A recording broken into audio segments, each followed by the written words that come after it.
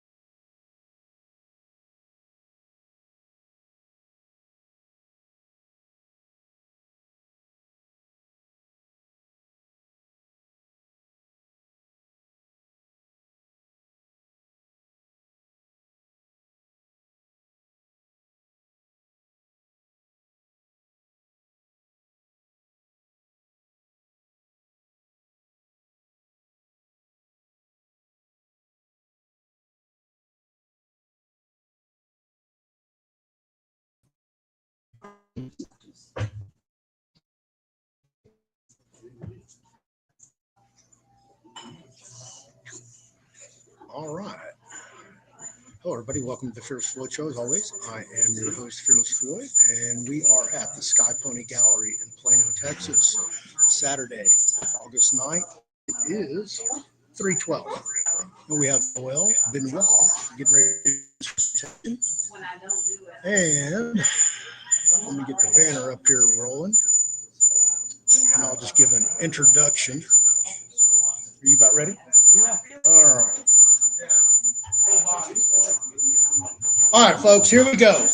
We are rolling and we are live. We're hot. And next to me is Noel Benoist, Army brat, choir boy, Boy Scout, U.S. Army Major, retired.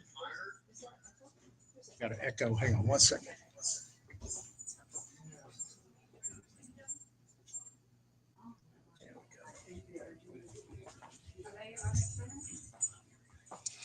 All All right, we're working around technical difficulties. All right, I'll start over. Noel Benoist, Army brat, choir boy, Cub Scout, Boy Scout, U.S. Army Major. All right. We'll get it. We got bug spray. Just a minute. I should be able to do this by heart. As many times as I've said it.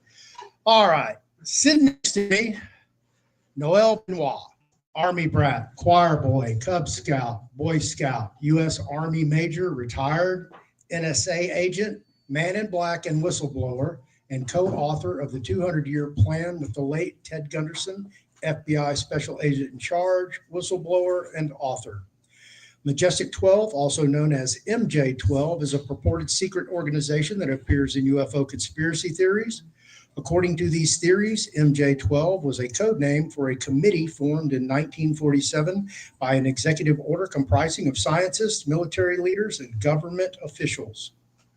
The committee allegedly handled the recovery of an extraterrestrial aircraft and subsequent cover-ups. Noel Benoist claims to be the 13th seat on Majestic 12 to replace one of the 12 if they become incapacitated. And again, that was during his tenure from 67 to 69. That was 1967 for those of you who were born here lately. He is the son of the youngest full bird colonel, who was the sole custodian of the Normandy Day invasion plans. Noel has multiple appearances, credited and uncredited, in movies such as The Quick and the Dead, and founded a ministry, Glory to God United Ministries Worldwide. Ladies and gentlemen, Noel Benoist. Thank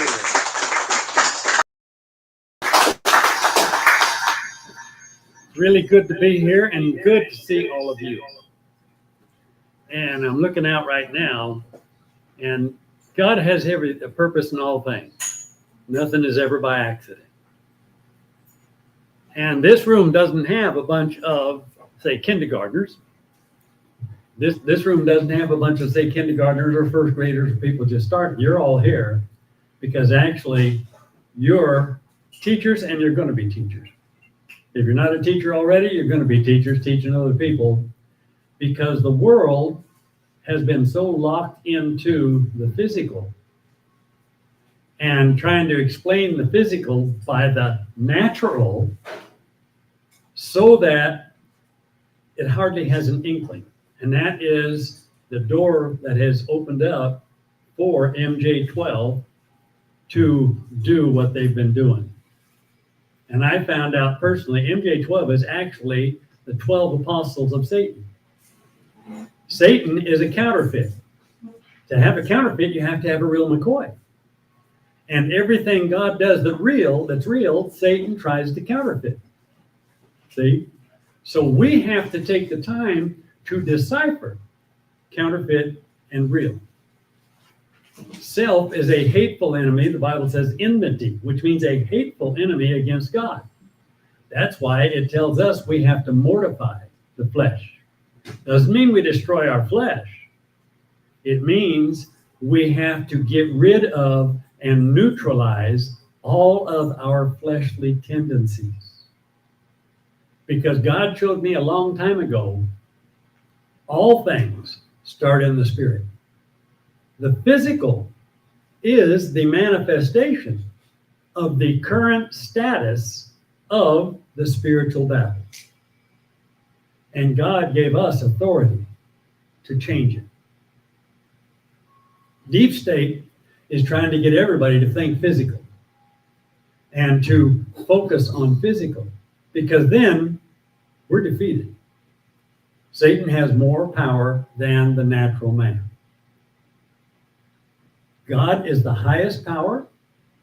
Angels are the next highest power, and he and his are fallen angels. Satan was the covering angel, Lucifer, and they're the fallen angels.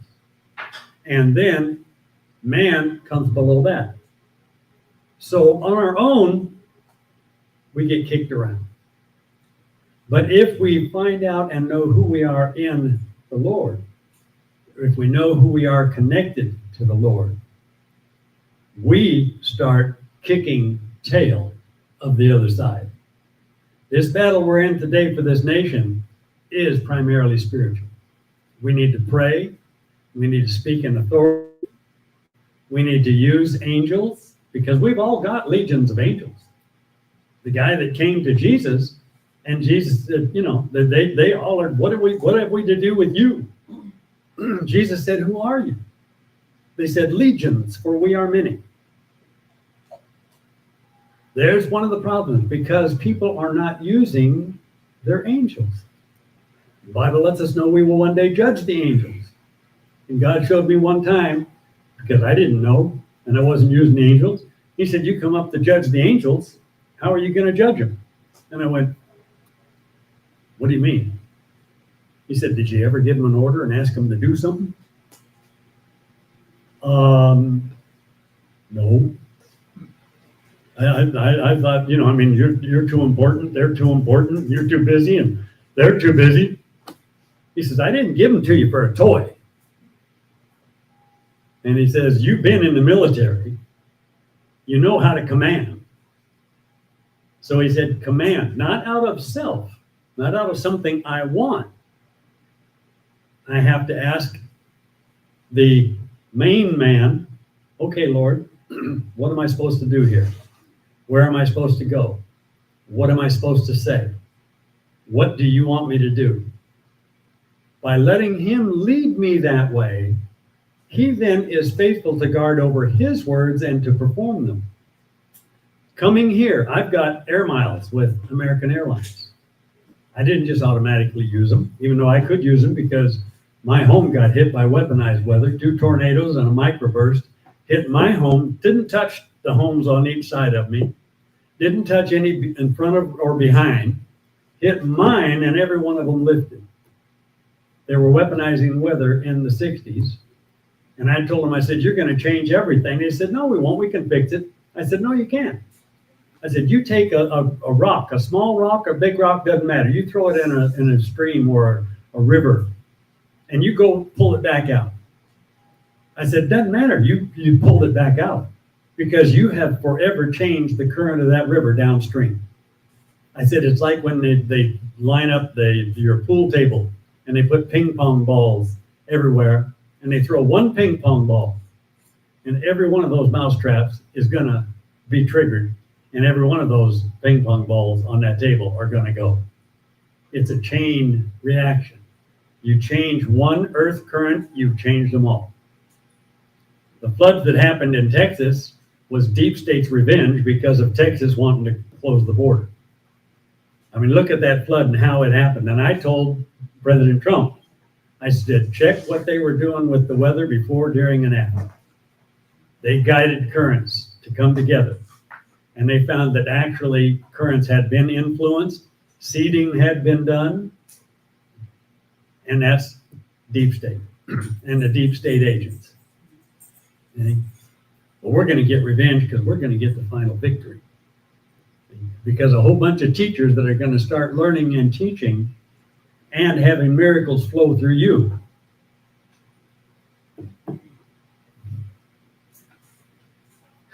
Thank you, Jesus. It's a privilege for me. I'm not here as the big man. I'm here because I serve the God who is God Almighty. And being used by him is such a wonderful privilege. It's so beautiful to see him move. I wouldn't want to live any other way. Matter of fact, I walked up to some, I'm a wild man. I walked up to some junkies on the street. They said, oh man, you guys mainlanding? I said, yeah, man. You got something? Yeah, I do. What you got, man? I go, Jesus, man. Jesus on that main line. Tell him what you want. Tell him what you want. Yeah, tell him what you want. Jesus on that main line. Tell him what you want. Tell him what you want right now. He'll change your blood. He'll change your life. He'll change your thoughts. He'll change everything about you. He'll make you a new creation. You won't get higher than Jesus in your main line, because I've been to heaven. I've seen what the prophets saw. I've been to hell, and I've seen what it is. And he took me and showed me. I'm in a little town, Central Valley. Now they call it Shasta Dam City. And I'm having an experience with God. And even as a child, I walked and talked with the Lord. And the Lord told me, he says, I put you here to serve me. Now, my mom and dad were divorced. And he said, he said, I put you in a berth where people would know that you're from me. My mother and my dad were told, don't ever get her pregnant again.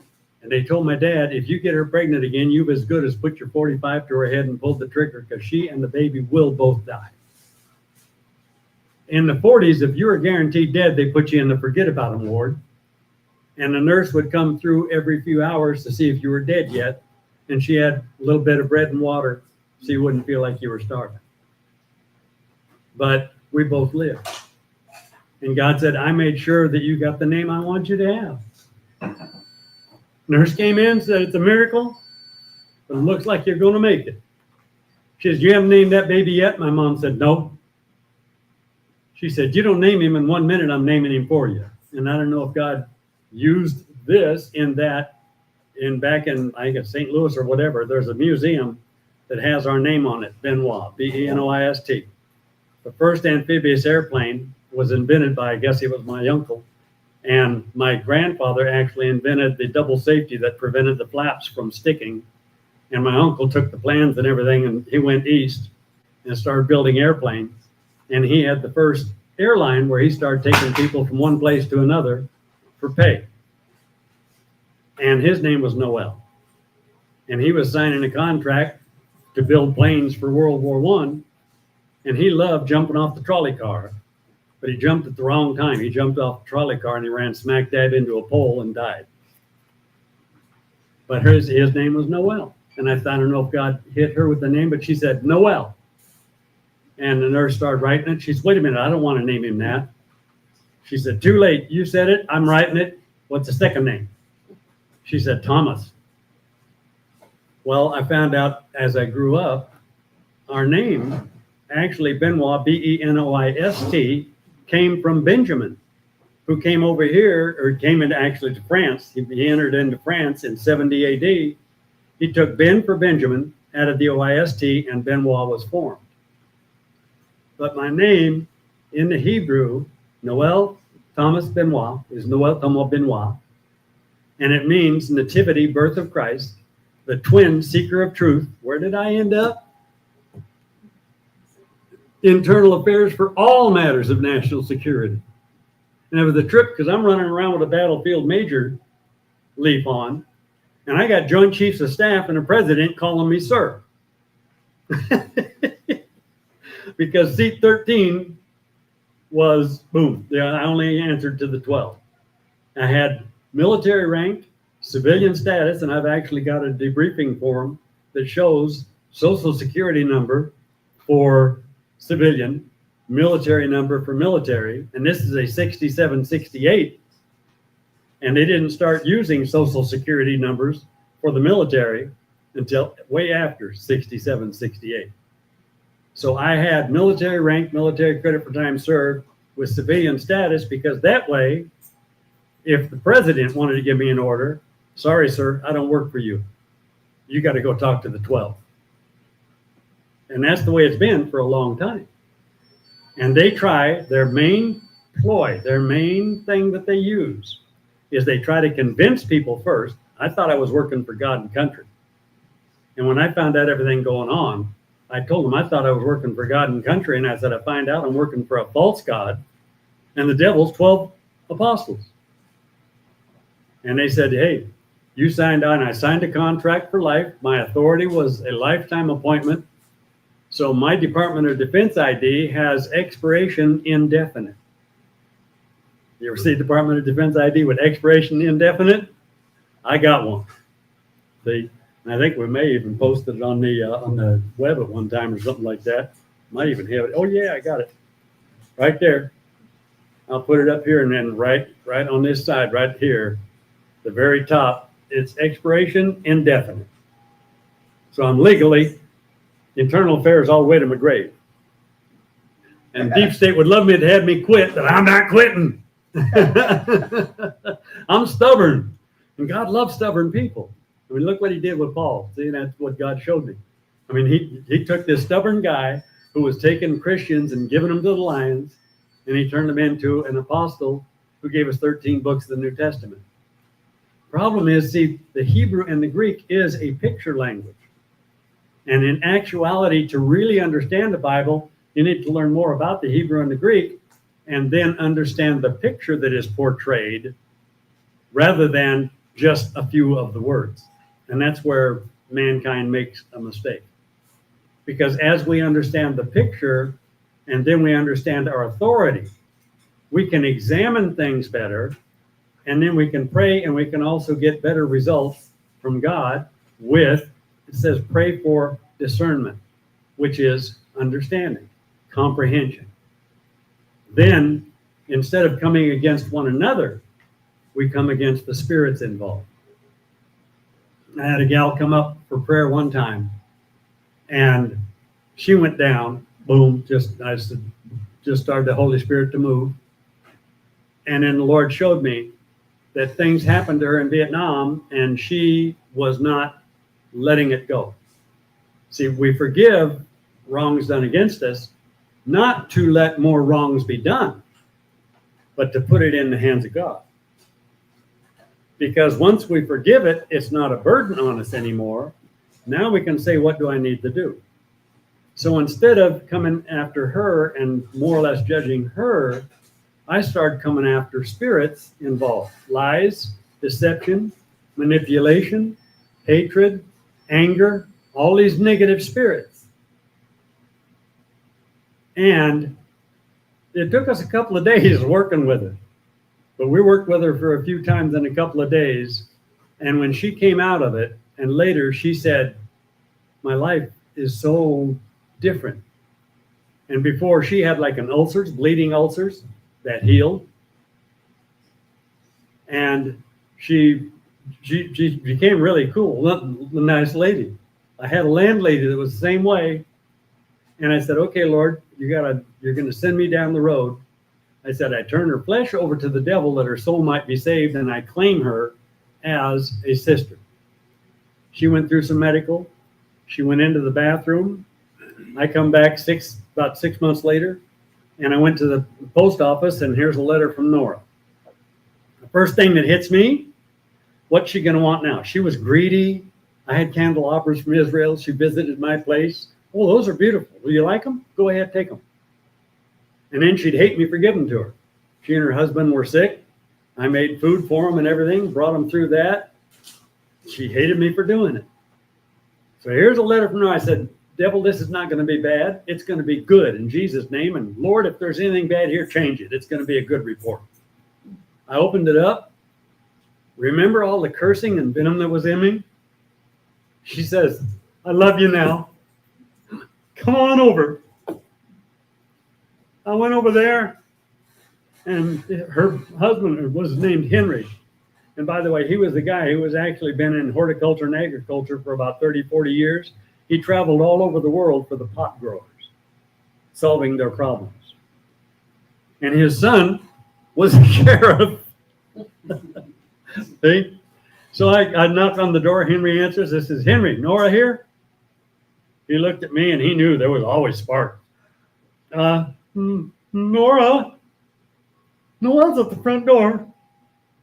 He asked for you. She's like, oh, praise God. And she threw on this, like a little overcoat. She had her little nightgown, and she comes out in her nightgown and stuff. She was about 78. And she says, you got a place we can go talk? I said, well, my truck. And on my truck, on the door, I had a cross. And on one side, it said, no God, N-O, no peace. On the other side, and then it said, no God, K-N-O-W, no peace, K-N-O-W. And we got in there, and I had all these stickers, God's got a plan for your life, and everything inside, and I would pick up hitchhikers. And a couple times, I picked up a couple demon-possessed, and one guy looked at that, he started going, oh, and he's talking to himself, and we voices, What'd you get us into? I didn't know he was that. And then I said, you got no place to stay tonight? No. I said, well, you can stay with me in the trailer. God said, let him stay in the trailer. And the first doubt, he could get up at night and stab you. I said, no, he can't. My angels are on assignment. And so he stayed there, and he was up and down that night. Next day, and this was the first big deliverance that I did. Next day, the Lord says, take him to this other brother. So we go there. And then he talks about, oh, no, I was baptized. They put a rose on my head. And he talked about basically like a real cultic type of a thing. And I said, hey, but your life hasn't changed. And you got all these spirits talking to you and everything and confusing you. Oh, yeah. I said, and then I told, when we played backgammon. And I said, when we played backgammon, you let the devil play. How'd you know that? I said, because I was letting God play. When we played backgammon, at the end of 500 points, the devil had 5. I had 500. And so he looked, he goes, yeah. I said, you were baptized under the second greatest power in the universe. Yeah. I said, wouldn't you like to be baptized in the greatest power in the universe? Okay. So we cast those spirits out, and I learned something here. If you cast spirits out, make them go back to the pits of hell. We cast them out, and then he and I went to my trailer, and I'm playing praise music, and the lights of the house are going off and on and off and on. Went back in for breakfast the next day, and my brother, he says, Noel, we should have sent those spirits to hell because they were tormenting us all night. And I said, oh, man, send them to hell right now. So you bind them, and you don't let them run around. You got to send them back to hell. See? And make them suffer. So these are things that we have to learn in order to do things right and in order to help others and not have it reversed. And the big key is we have to slow down for self. See? Because our tendency, especially nowadays, we've been microwave trained. So we want the whole meal microwaved right now. All of Washington's supposed to get put into a microwave and come out in 3 minutes, ready for us to love it. See? We have to step by step ask God for every detail. What do we say? What do we do? Do we command it with authority? We have to check ourselves. Is this something I want, or is this something God wants? We have to go through that whole process every time, and you'll make mistakes, but here's the good part. What the devil intends for evil, God will turn to good. And so when we learn from our mistakes, God takes it from the mistake column and a sin, and he puts it over in the lesson plan column. Bottom line, lesson learned, victory, next step. See? There's no condemnation for those who are in Christ Jesus. But we have to learn how to act, how to speak, how to think, how to pray differently than the way we've been raised.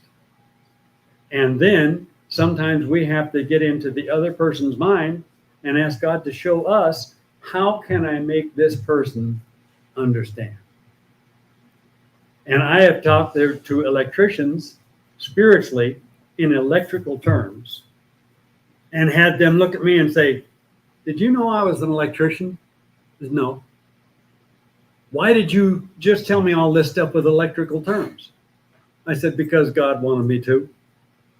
And they said, they said, I always had a hard time understanding that. And the way you explained it, I understand it.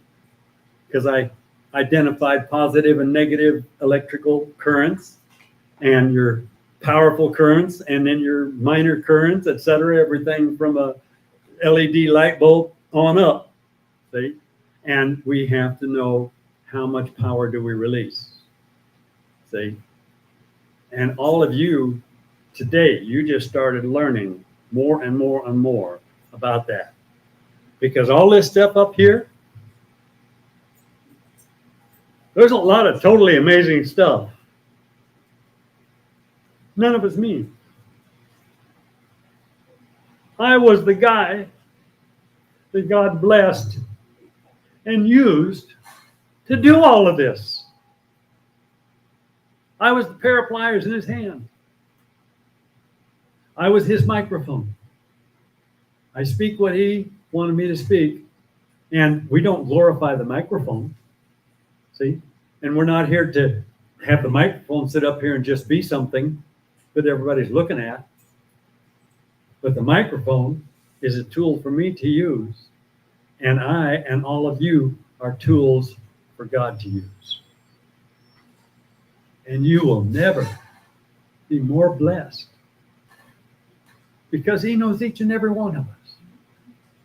And he knows what will absolutely touch and thrill your heart. And right now, we need all of the teachers, and we need to start developing a spiritual army, because the whole church is overlooked. The war to end all wars. The war to end all wars is a spiritual war. Spiritual understanding, spiritual guidance, and the right spiritual result. And America and Israel were created by God and given to us as humans by God as a safe zone for God's children. There's a Bible verse, God will keep his children from suffering. And God set that up, and we are supposed to be a safe zone for God's children.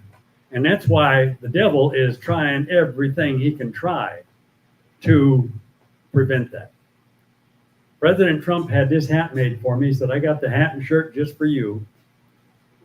And when you saw him, if you saw him announce the hit on Iran, he had a black and white hat like mine. All the rest of them are like camel and all different kinds of colors. I post on his site with him and Melania, and I'll post under his stuff, etc., and no complaints. He loves having me there. See? And I've even got a card from him that says, I love you.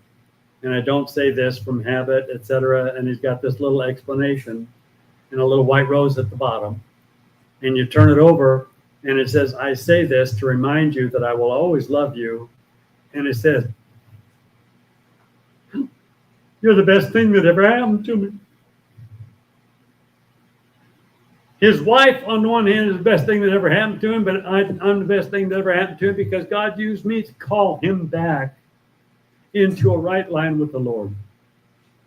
And he came back all the way. The devil's trying to surround him and trying to encage him and trying to mislead him. And the devil's been trying to cut off our communication.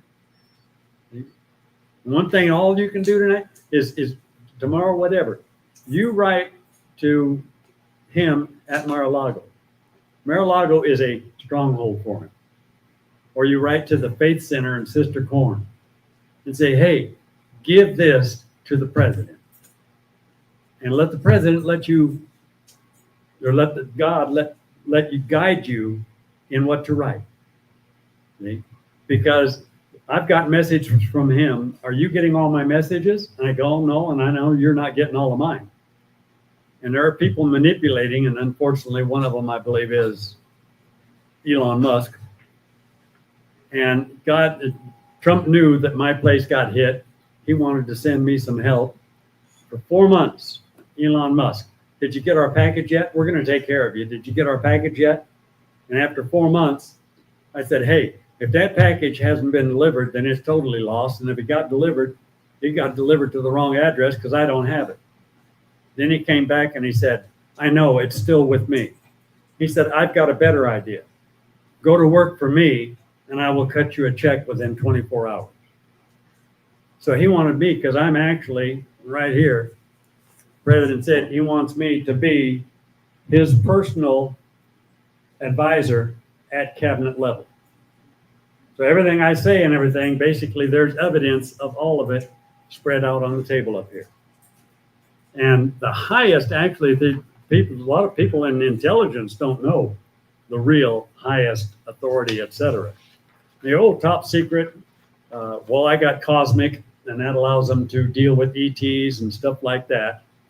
But the absolute highest is magic, eyes only, majestic, And they use that because that's the same thing they used in the Kennedy assassination that they orchestrated. And in my book, I named the shooter behind the fence Lucian Sardee, and from what I understand, he passed away just a long too long ago. He confessed that he was the shooter behind the fence. He's the guy that the cop interviewed and said there was a black briefcase on the hood, but he had Secret Service credentials. The 9mm sniper rifle you can totally silence. That's one of the first sniper that tried to get me used that, and it wouldn't fire. Every time I met him in Reno, and he told me, he says, you were up in Weaverville and you were at this wood building knocking on the door. I said, yeah.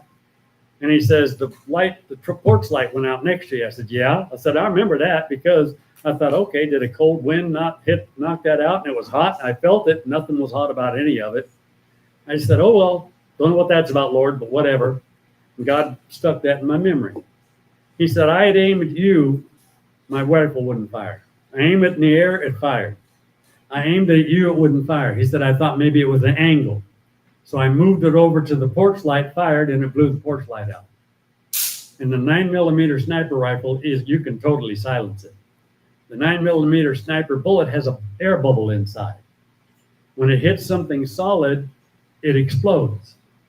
They used magic in that assassination because they had Oswald up here and they told Oswald, we're going to test presidential security.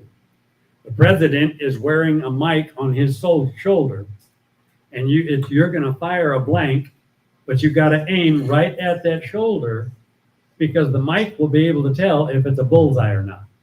And Oswald wanted to be a CIA agent. And the CIA became actually the kill team for MJ-12.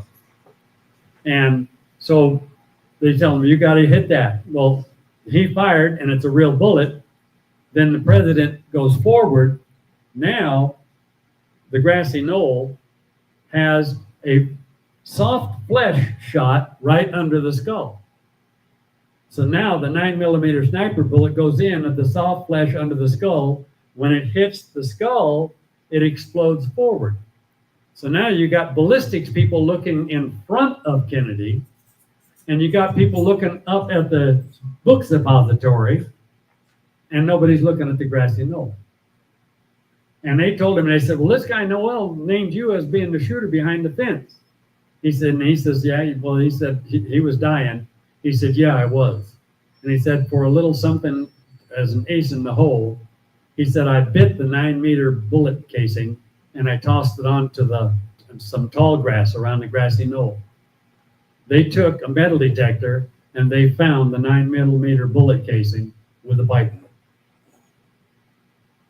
So Lucian Sardee was really the guy. I knew Ted Kennedy was going to hit Chappaquiddick 5 days before it happened. Explain that to him. Yeah, because what they do is PCP, they started with PCP as an elephant tranquilizer, and then they decided to use it in pregnancies. Well, they found out a very small dose will overdose a person, and when a person comes down, they have amnesia. And so they didn't want, and plus, they used it with pregnant women, and the women were diving out of windows thinking they were a bird. So they can induce delusional stuff. They actually framed a guy in New York, and he was convicted of killing his own daughters, drowning them. They used that and made him think that they were all scuba diving, and his daughters were going to hold their breath for a new record. He was trying to get them exposed and stopped. And when he came down, all of a sudden he calls in and says, my daughters are in the bathtub. I think they drowned. And then they found a big discrepancy of time between the time he reported it and the time they actually drowned. And that poor guy didn't even know if he really killed his daughters or not. And some of that stuff is what just absolutely just drew the line with me. And I didn't care if they killed me or what. And God gave me a way out. I'll remember to tell you about that. But so then they basically dusted his steering wheel with PCP. Mary Jo got paid $5,000 up front, promised $70,000 if she was successful. She had to tell him she was having a miscarriage. Her medication was in this house, and the only way to the house was across Chappaquiddick. The one thing they didn't count on was the cold water of Chappaquiddick waking him up enough. He made it out. But that's why the next day when they come to him at the motel, Mary Jo's over here. She's in your car. She's dead in Chappaquiddick. And he's like, what are you talking about? When he told people he couldn't remember anything, he was telling the truth. He had amnesia. They dusted his steering wheel with PCP. They knew how many times he would touch it. They had his total psychological and physical profile. And they knew exactly he would OD at Chappaquiddick. He would see the boats and the people skiing. And that's why he went straight off the pier, because all of a sudden he wasn't in a car. He was in a boat. So they knew they had him dead or disgraced. And then he knew how powerful they were, and he kind of turned to alcohol, realizing that they killed both his brothers, and they almost killed him. And I actually wrote to the Kennedy family and told them, I'll testify. Now here's how God orchestrates things. See, that's coming up way down the line. I'm a 17-year-old high schooler. I'm a jock in basketball, football, etc. And I weighed about 200 pounds, 6'2". Okay? I'm 17 years old. In Redding, California, they had the Timber Top Lounge, the bowling alley. Guess who was the bouncer and the ID checker? And they never checked his ID. His name was Noel Benoist. So God had me go downtown in Redding because I knew Kennedy was coming for the dedication of Whiskeytown Dam. He said, go downtown, buy a black suit. Okay, Lord, I'll guide you. So I go downtown, park where God had me park. I look, and here's this tailor across the street. Okay, so I go in there. Hey, man, could you make me a black suit? He says, I got a guy came in almost 2 weeks ago, ordered a black suit. And he's about your size. He said he never came back for it. He said, I can have it altered in about a half hour, and I'll give it to you for half price. I said, okay. So I get the white shirt and the black tie, and I got my black shoes and everything else. God had me park on 299, the highway going up the road, and start walking in. So I park, and I'm walking in, and here come two black suits. Now I got a square jaw, and I'm buff. And I'm bold. I say, hey guys, you ready for the day? Oh, yes, sir. They think I'm the guy from DC. We're walking in, they're showing me where the snipers are, they're showing me all the security preparations and everything. They're sharing top secret information with a 17-year-old high schooler, because that's God. There ain't no door he can't open. So I go to the whole thing, and the guy's got a Bay of Pigs sign, protest. And if you never get pictures of it, you look where the guy with the Bay of Pigs sign is, and you'll see me in my black suit right behind him. I hear him over the microphone. We got to cover that guy. We got him covered already. We do? Yeah. Look right behind him. Oh, okay. Somebody tears his stuff down and broke it up, and I'm just standing there. I smile. Kennedy finishes his speech and everything, and they got the glory hole in Whiskeytown Dam, and then they got the dam, and he's walking up that side there, starting to shake hands with him. Lord, I got to shake his hand. I look up on the end, and there's not a lot of people there, so I go up to the very end, and I hear him again. We got to cover that end. He's covered.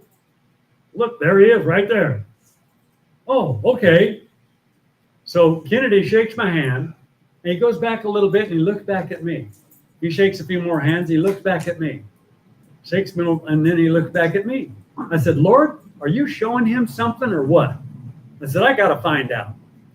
So I go down to where the podium that he spoke on is here. The press and some of those guys, or the band is here, and the press and the photographers are here. And there's this little gate type thing and fence right here. So I go down right to where that is. The guy on the other side looks at me. He says, hey, he said, take this over there and tell him, put it on the hotline. I need an answer immediately. I said, okay, who shall I say needs the answer? Just tell him Doug. Okay, what's his name? Frank. Okay, buzz me in. He buzzes me in. I'm carrying a red phone hotline, top secret, eyes only, message, and I'm 17 years old, and I'm a football player, basketball player, and track. So I take it over. Hey, Doug needs an answer on this right away. Get it on the hotline. Boom. The guy obeys me, 17-year-old. Okay, now I'm giving orders. Then I take it back to him. Need anything else? No. I turn around, and Kennedy come behind the speaking deal. He looks at me and he says, "Where are you from?" I said, I'm from our other dam, Mr. President, Shasta Dam. And I said, matter of fact, I said, if you want some of the best sturgeon fishing in the world, I go out with a buddy of mine. He's got a 26-foot cabin cruiser. I got like a 20-foot glass par. And I said, up the Pitt River, we found one that measured 26 feet on our fish finder. And sturgeons will get that big. And I said, you come on, we'll go after that baby. He said, all right, give me your name and your phone number. I gave him my name and phone number. He took it. He said, would you like a picture? I said, God, I'd love a picture, but I don't have a camera. He said, you know anybody that's got one? I said, I know a couple of people at the press. He said, okay. He said, we'll pose by Marine Helicopter 1. So I went up, this one guy said, the president is going to pose by Marine Helicopter 1 for me so I can get some pictures. I'll pay you for the film. Take the pictures for me, and they're my pictures, okay? And the guy said, okay. So he did.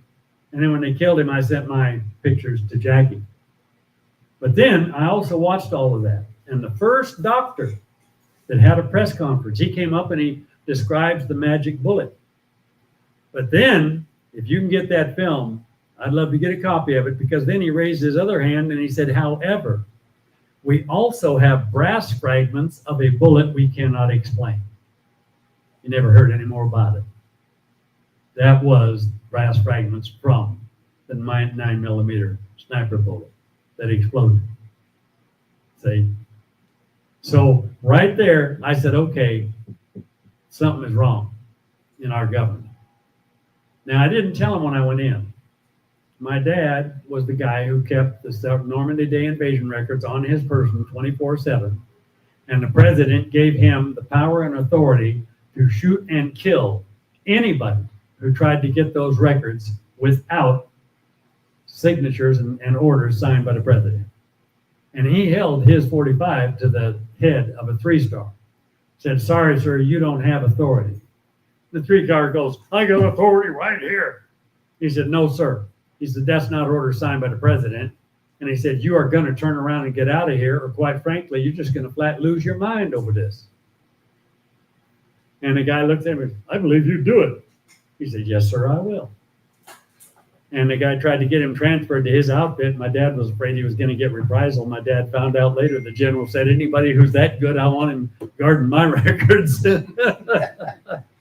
And matter of fact, then I knew Eisenhower, and I was in, it was first or second grade. Eisenhower took a trip to Reading. He went up around Shasta Dam, and Toyon Elementary School was right there where you turn, and you either go one way to Shasta Dam or go the other way, and it makes a loop around to Shasta Dam. And they said, the president's going to be coming by the school.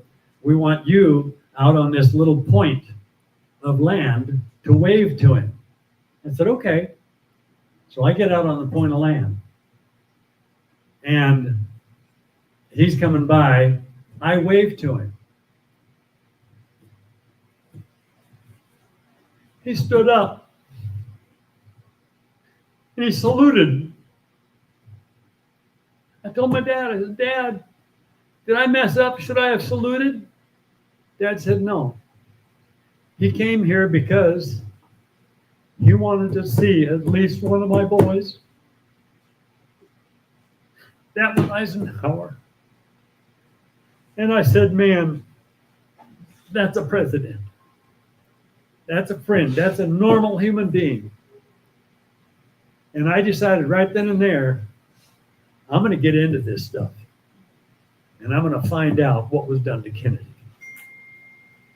And God was guiding me all the way. He made sure I was in shape for it. None of this would happen without God and without me basically being guided at all times. I came down here. I didn't use my mileage. I bought a cheap ticket where God told me to buy a cheap ticket. And on my last flight, I sat next to a guy, and he actually supplies all of the coconut trees and stuff for Florida and stuff like that. And he's big with all that stuff. And he had a total panic fear of flying. And he said, man, being next to you, he said, this is God orchestrated. I said, yeah, it is. And he gave me his card. He said, if you're in Florida, matter of fact, we're going to have a speaking engagement in Florida, and he wants to know. He said, I want to be there. And the doors that open are just so beyond us. There's no doubt about the fact it's God. And you can't live a more blessed life. He said he came that we might have life and that more abundantly. And see, and I learned one thing. Number one, I learned that I know nothing. But knowing nothing, I'm a great big empty vessel for him to dump his everything into anytime he wants. And I got good enough to obey, trust and obey. See? And then I see miracles. I've had the dead raised. There was in Redding, California, and this guy, no, there's in Phoenix, the big one I'm thinking of. This guy and I were supposed to blow the shofar. The shofar is the horn that the Israelis will blow for going into battle, etc., the big curved horn. And I blow that. I got a little one and a big one. We were going to blow the shofar to open Easter services. He got hit in an accident. So I'm in the emergency room. They let me in with him. And so pretty soon, the doctor says, call it. So his eyes are fixed and dilated. They put the biggest catheter they had in him, and he didn't even flinch, etc. So I'm sitting there, the Lord says, now. I said, okay, you guys are calling. You say he's dead. They said, yeah. I said, then there is nothing to lose and everything to gain by me praying for him. He said, yeah, go ahead. So I called out his name and I said, we are going to blow the shofar to open Easter services. And so I said, you get back in your body right now in Jesus' name. And I mean now. And all of a sudden his eyes twitched like this. And so they're looking at everything and they're checking stuff out. Then they look at me. Can you get him to talk? We need to ask him some questions because he's got nerve damage. I said, oh, thank you. I was asking the Lord if there was anything else. And I said, I didn't get word of knowledge on nerve damage. So, Lord, we're going to lose his voice, but heal all the nerve damage in Jesus' name. So I said, okay, I lose your voice right now. And all of a sudden he goes, whoa. And they said, what? He said, a pain just went down my back. I said, good. I asked God to heal all the nerve damage. Just tell him more. Now all of a sudden he's laying there all in all that laughing. More, Lord, more. I'll take it all, Lord, more. See? And they said, well, we got to send him down to Barrows Neurological because he will never walk again. I said, I rebuked that. I said, he's going to walk in. I said, Jesus was in the tomb 3 days, and Easter's in 3 days, and he's going to walk in with a cane, and then we're going to blow the shofar. He's going to testify, and God's going to finish the healing, and people will know he's healed. And I said, don't worry, you'll be moving your feet and stuff by the time you get down to Barrows Neurological. I'll see you down there. He said, okay. I go down there. I walk in. I said, well, you moving your feet? He said, yep, sure are. I said, okay, you tell them to be sure and have you ready to discharge early enough on Sunday so you can make it to church because we're blowing the shofar. He said, okay. He came in with a cane, and he gets up there on the stage and set his cane where it was just braced and grabbed the shofar. And then we blew the shofar, and I said, now share your testimony. And he told them the testimony. And then I sat there and I just touched him and I said, now, Lord, finish it. And I barely touched him. And all of a sudden he goes, whoa. He looks around a little bit. He grabbed his cane, tossed it to the side. He said, I don't need that anymore. And the stage was about this height off the ground. And he jumped off and goes bouncing over to his chair, and we start praising the Lord. God will do that through every one of you. He is no respecter of persons. You will not cross anybody's path by accident. We need to keep this nation in mind And we need to start building our testimony, because there's a Bible verse, they overcame him, talking about us defeating the devil by the blood of the Lamb. That's our connection to God through Christ. We got a door to come in here. See? And that is like the door. And we then have basically orders from headquarters to build our testimony, to pray, to trust God, to move in love, sacrificial love. Agape love is selfless, sacrificial love. And ask God for direction and trust him. And you can even start out, like I said, well, Lord, I might get out there and get infected or embarrass you or have the wrong thing. I started by telling people, hey, I've never done this before, but this is what I feel. And I would share my feelings. And people would say, wow, that's right. The more I did that, the more I could recognize the mistake and the right way to go. We'd start to learn to feel God, know it's God. We start to learn to know his voice. And then if you feel led to pray for the nation or pray against anybody, we don't really pray against the person per se. If you feel led to pray against like a situation, Lord, this looks like it's going bad, change that individual. See, that's where the church kind of went astray too. Oh, he's wrong, bring him down, give him a spanking, make something bad happen to him. No, not that way. See, Lord, give him a revelation that he's wrong, that he's making a mistake. Lord, deal with his heart and get his heart to go the right way. Get his mind to go the right way. Get his life to go the right way. See? And pray a lot of protection for President Trump. And if you feel like it, send letters and say, hey, President Trump, you need to get together one-on-one. I told him today I'm going to be here because I know they're trying to keep us apart. And that's why Elon wanted me to come under him so that then I wouldn't have the direct deal. And he even posted a poll. Do you want me to continue to be the number one advisor to Trump? He's not the number one advisor. He's been trying to take my place because Trump chose me for cabinet level number one advisor to the president. And then they try to mislead him. They try to block my information from getting to him so that they're going to get him to make a lot of wrong choices, unless we've got to raise up enough of a voice to say, hey, watch out for anybody who is like doing this or sidetracking this, etc. I did the same thing with Reagan. With Reagan, we established a way. I had a parchment paper envelope and I would put codes on it. And Reagan let everybody know, he said, if this comes in and I hear that one of these did not get to me, I will order the prosecution of whoever messed it up. And they knew it. And I'm actually the one that told him to go to Berlin and have an international conference. I said, get an international conference. They'll cover it. I said, then talk about how the East and West Germans are all German, and there is no longer a reason to have the wall. And then flat challenge Russia to tear down this wall. And when I would send him something, 2 weeks later, a week or two later, he would have a press conference, and 2 or 3 of my sentences that I sent him would be word for word in that press conference, and then I knew he got it. See, I don't care much for DC, the spirit of DC, and I especially don't like dealing with a lot of those people in DC. And so Trump said, well, I can operate from home, etc., in the field. So I'm his personal advisor in the field. Unfortunately, and I was there when he first got elected too, I went and spent 2 or 3 months. And weeks actually.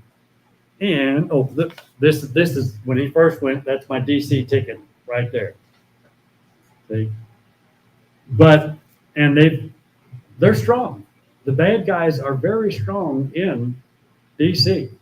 So we've got to start a movement that needs to sweep across America. And the thing is, we're all different. See? And we've got to be able to accept our differences. And I thank God for every difference out here.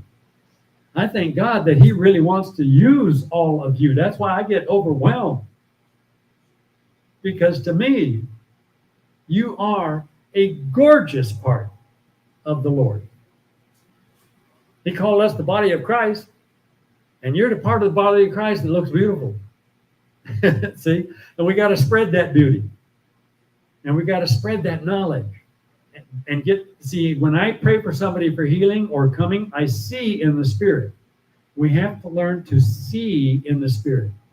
If you need to pray for somebody that needs, let's say, a heart healing, look at the heart problem they've got. Get a medical book, look at the heart problem they've got, then look at a good heart.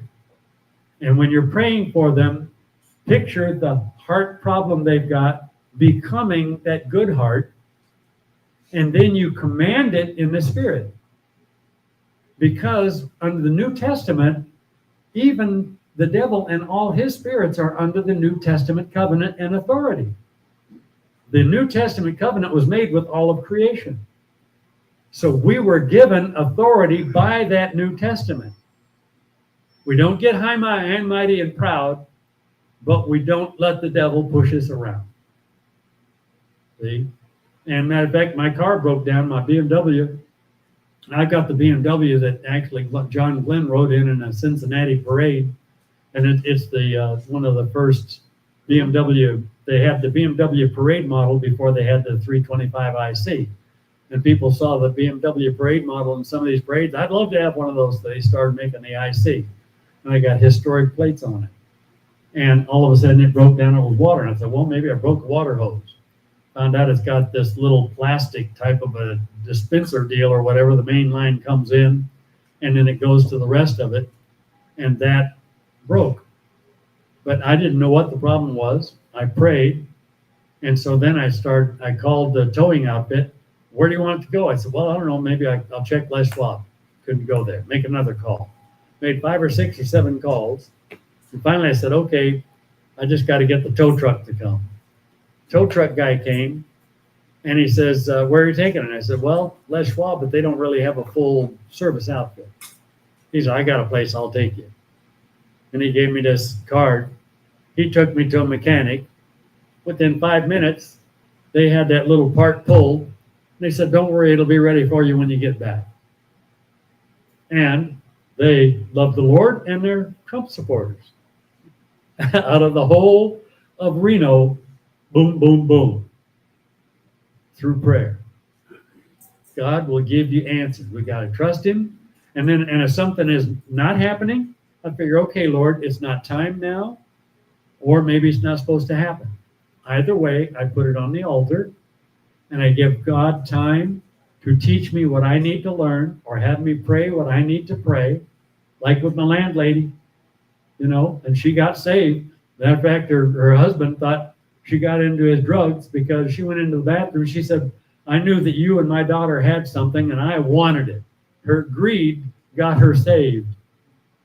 She says, I went into the bathroom and she says, I just put something down on the sink. She says, I know they've got something and whatever it is they've got, I want it. God hit her with the Holy Spirit and stuff. She came out speaking in angelic tongues.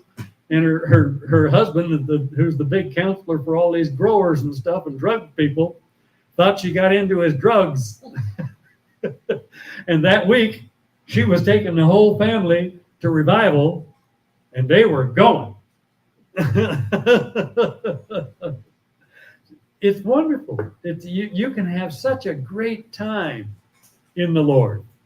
We've got to be honest with ourselves, and just learn. And sometimes we ask others to pray with us, see? And because the Bible has a thing, 1 puts 1,000 to flight, 2 puts 10,000 to flight, 3 puts 100,000 to flight, 4 puts 1,000,000 to flight.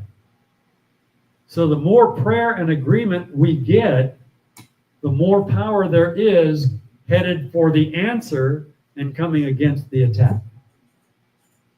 And one of my deals is I claim America and Israel as God's country where we are going to live free. God gave us all choice. People are going to be able to make the choices that they make. They're going to be able to learn from their mistakes. they're going to be able to grow and get better instead of bitter.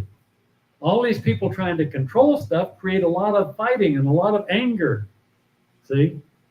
And that's why we are here, not to control, but to teach. This is a big mistake that preachers make, because preachers feel, they feel a responsibility to the people who go to the church, but then they end up trying to control them. You've got to do this exactly this way. God he threw the cookie cutter mold out long ago. And I tell people, if God didn't throw the cookie cutter mold out long ago, I wouldn't be here today. See? And God has a sense of humor. I mean, as a matter of fact, I take this, that's my hat that Trump gave me. Now look at me, and without glasses, God's got a sense of humor. You could put my face in bread dough and make gorilla cookies. So I just look up, I look in the mirror and I say, who are you again? I have fun with it. See? And one time I told people that and they were laughing. I said, what are you laughing at? Look at you. Look at your neighbor. See? But our God is so great. Look at the variety that he makes and how he will deal with each and every one of us individually. See? And we have got to come together. We have got to start coming together as an army like never before. And we can't believe the media anymore. And now they got AI. We can't believe that anymore. And that's why I told Trump, I said, hey, we need a face-to-face. Because he's had his electric stuff knocked out, and I've had mine knocked out. And so I get stuff at home, and I told him, I said, I don't know anymore if this is really you or not, because AI. And who's the big guy in AI? The guy that's trying to buddy up to the president. The guys that by buddying up to the president just got a $17 billion contract. And I told Trump and I told him, I designed smear and fear. But I designed smear and fear to use against drug cartels and enemy countries so that they wouldn't know who to trust. And if they don't know who to trust, they start making mistakes. When I came back to the U.S., I was still a John F. Kennedy Democrat. And I was going to run for the Senate. They said, oh, we'll get you elected. I said, you can't guarantee that. They said, sure we can. I said, how so? They said, we will spread rumors about your opponent. And then right before the election, we'll accuse your opponent with all those rumors being true, and people will be afraid to vote for him. I said, wait a minute. I said, that's smear and fear. I designed smear and fear for MJ-12. MAGCOM, Majestic 12, they're known by many names. See, it started, you had the Illuminati, you had the mob, you had the Bilderbergs, you had the Campbells, you had the Monroes, you had Ford, you had Chrysler, you had all these powerful people around the world. Well, they studied history. Wait a minute, no, Napoleon wanted to rule the world. The Greeks wanted to rule the world. Alexander the Great did rule the world. Then he died in his bed 3 days later, weeping and crying because he had no more nations to conquer. So they decided, and then they watched how the mob syndicated. And wait a minute, look at the power that the mob has against government. They started having meetings at the Bilderberg Mansion. The Illuminati, the Mormons, the Catholic Church, they all had their representatives coming. And they said, we need to syndicate. And they syndicated and started influencing, and they were an influence in World War I. And I said, why? They said, because it's good for the economy and it's population control. And they've got agents in every country pitting countries against other countries. And their agents are normally geniuses who are good psychological profilers. I was a psychological profiler. And so they've got the best, and they keep stirring up wars for the economy and all that. Matter of fact, I'm going to do something just to show everybody a little something. I'm going to get you for a volunteer. come up here for a minute.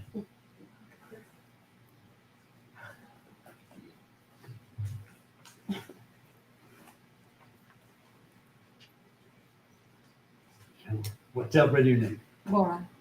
Okay, Laura. Now, we haven't met, don't know each other, right? No. Okay.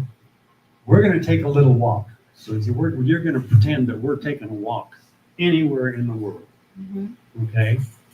Describe the area we're walking in. Actually, it looks like a China wall. Okay. What came to mind. Okay. What do you see? Green trees, an elevated trail. Okay. You see anything else? Maybe people walking. I don't know. Okay.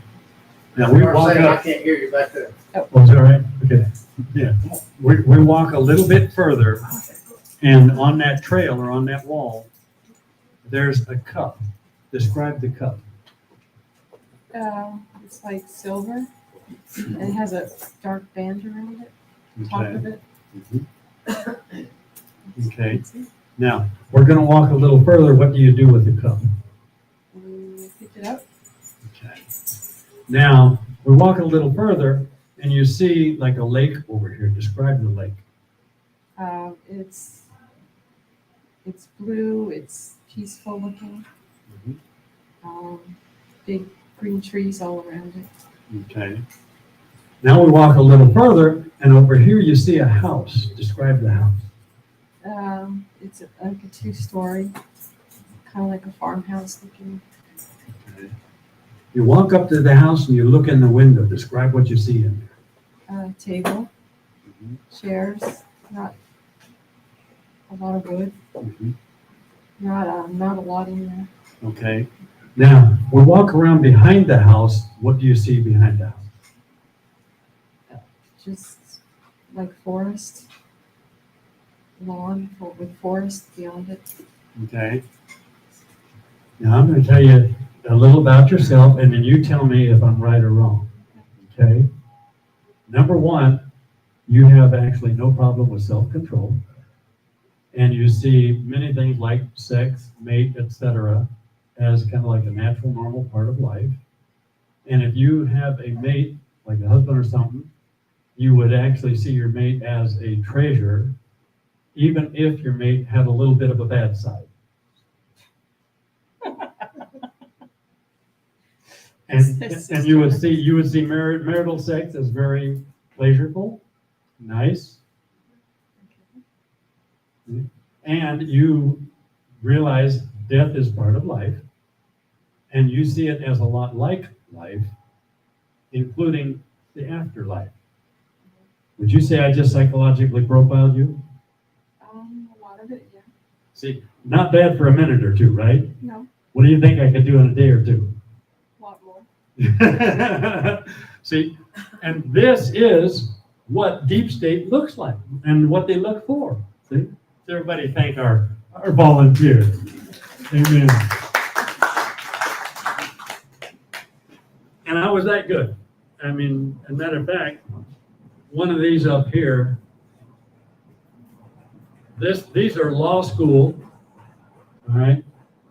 I took 49 semester units of law in one semester, handled 20 some odd of my own cases in court, and my wife at the time and 3 children, that's when they put the additive in the fuel in Phoenix. They were in the ER 30 days that semester. So they had to dock me basically 10 points across the board. And I still graduated that semester with 49 semester units of law and a 3.73 out of a 4.0. See? Now here's the kicker. And matter of fact, I'm the one where then they found, and then later I went to the Oakland Peace Officer Training Service College, a 5-year course, and I graduated in 5 weeks with 96% average overall. And I flunked the language aptitude test in that you get your exam when you go in, your GT scores and all that. And I had like 378 or something like that, or 278, whatever it was. There was 78 on the end. And so they had to send me to Germany. I was over there in 68 when the first terrorist group hijacked the first airline. That was the first terrorist group to deal with it. And I wanted to get our guys in uniforms, get them as close as they could, fixing equipment, fuel people and stuff. And I said, take them down. I told them, if they don't realize it's a death penalty, they will grow and we will pay with thousands of lives later. I told them it might take 20, 30 years or 35 or 40. And we paid with Oklahoma City bombing and 9/11, etc. And so I was in Germany and they gave me a translator. And I came back and I said, this isn't going to work. So I took Berlitz and Zimmel out of the library. And I went through 18 lessons a night, basically playing the record and looking at the book, because I learned audiovisual. See, they call it learning disabilities. If you learn by seeing things, develop that. That's actually an eidetic memory. You learn audiovisual. So I went back after about, I think it was like 4 weeks, I did that. And I said, okay, I'm going out to this Bavarian area. And I said, I'll be back in a couple of weeks. They said, take the translator. I said, no, I'm going alone. You don't speak German, you flunked the language aptitude test. I said, we'll talk about it when I get back. So I went out in the Bavarian area. I came back, grabbed the translator, said, we're going downtown. We're headed downtown. And I said, you're not going to do anything. I said, I'm going to do everything, and you are going to grade me. He said, oh, this ought to be good. I said, you don't speak German. You flunked the language aptitude test. Oh, I ought to have me a good time today. And we went down. We got back to headquarters. He ran and he said, the guy's better than me now. And they said, no way. In 6 weeks? He says, yeah, man. He said, he spoke Swedish German to a guy with Swedish. And the Swedish German told me his Swedish German was perfect. He spoke Bavarian German to a guy from Bavaria, and the Bavarian said his German is perfect. He spoke High German to the judge, and the judge said it's perfect. That was in the 60s. Und wenn es eine Deutsche hier gibt, da kann ich aber immer noch Deutsch sprechen. See? And a High German, if I invited you to like cake and cooking or whatever, I would say, da kommen Sie rein und heute werden wir dann Kaffee und eine Cake oder Kuchen haben und dann werden wir etwas Spaß haben. Excellent. And if I was in Bavaria, I'd say, ja, komm doch hier, heute haben wir Feierspostern oder Hose ehrlich, gell? See? And Schwäbisch? Schwäbisch? Ja. Mahlzeit. Ein bisschen. Ja, Mahlzeit ein bisschen. My boss was Schwäbisch. Yeah. See? And Mahlzeit is like guten Tag. And that would be an afternoon greeting. See? Yeah. So tell us about Germany. Yeah, I'll do that in just a. And yo como con mexicanos por 15 años estudio en la escuela por 2 años, pero no hablar por 40 años. That's Spanish. I studied for 2 years in school, but I haven't spoken Spanish for 40 years. But I flunked the language aptitude test. And when they found I could do that, and then in Germany, who here remembers the Czechoslovakian crisis? Poland came down and they had their tanks in Czechoslovakia and the Czechoslovakian tanks, and they were in the invasion valley. And they actually were getting ready and they were going to invade. And so this wild man here, I told him, I said, guys, and I designed this, and I told Elon and all of them, I said, what you design for good can be used for bad. But I told him, I said, if you do something in an unbelievable way, most people won't believe it. And I said, that works all over the world. Well, we had a guy who could speak perfect Russian, Czech, Polish, etc. And so we made him, it was either a high colonel or like a brigadier general. and we made me a KGB like 3 or 4 star. And we went across the border. And do you remember how all of a sudden the Czech thing died overnight? It was just suddenly, boom, dead. We went over there, and if anybody looked at me sideways, he'd go, "You approach the general, you'll be on Siberia or on the Russian front tomorrow. You don't dare approach the general," you know. Walked in, photographed all their codes and all that stuff, came back to our place just fine, and we broke everything, and we gave the Polish general and the Czech general, etc., their orders from the Kremlin an hour before they got them from the Kremlin, and we said, "You will receive these exact orders within the next hour or 2. So when they got them, they called the Kremlin, they said, "The Americans gave us these exact orders an hour before you gave them to us." They said, "We got to kill this, because if they know we're coming ahead of time, we could walk into a nuclear holocaust. They could wipe us all out at one time." And it died overnight. And I used to get presidential citations, Army commendations, stuff like that. Our old thing was, yeah, this and a dime will buy me a cup of coffee, because we knew it wasn't going to be on our record. I didn't exist. See? So, but, and look how, though, the governments are abusing that. See? So we need to, number one, scrutinize it. We don't want to act like out of a reaction or reactionary. We want to be precise. We want to have good testimony. We've got to double check and triple check everything at times. And we cannot go by, "I just don't like somebody," or maybe "I think they made a mistake." See? Because especially in DC, it's really hard to know what's going on. And up there, sometimes some of the politicians, Trump included, will make a deal to try to get to the next step, and then he'll reverse the deal. I mean, just like when him and Elon had the outs there for a while, you know, and he won't hesitate to change the other way and come against somebody who's messing things up or coming against him. And matter of fact, I got a letter from Don Jr. He says, "You know, my dad really loves you." And I said, "Well, I love him too, and he's my brother, and he's one president I'm really glad to call my president, because he's surrounded by bad, but he is trying, you know." And that's why I don't like DC, because the spirit in DC is really bad, and I feel it.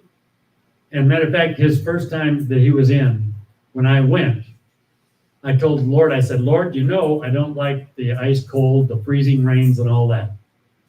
When I landed, 78 degrees.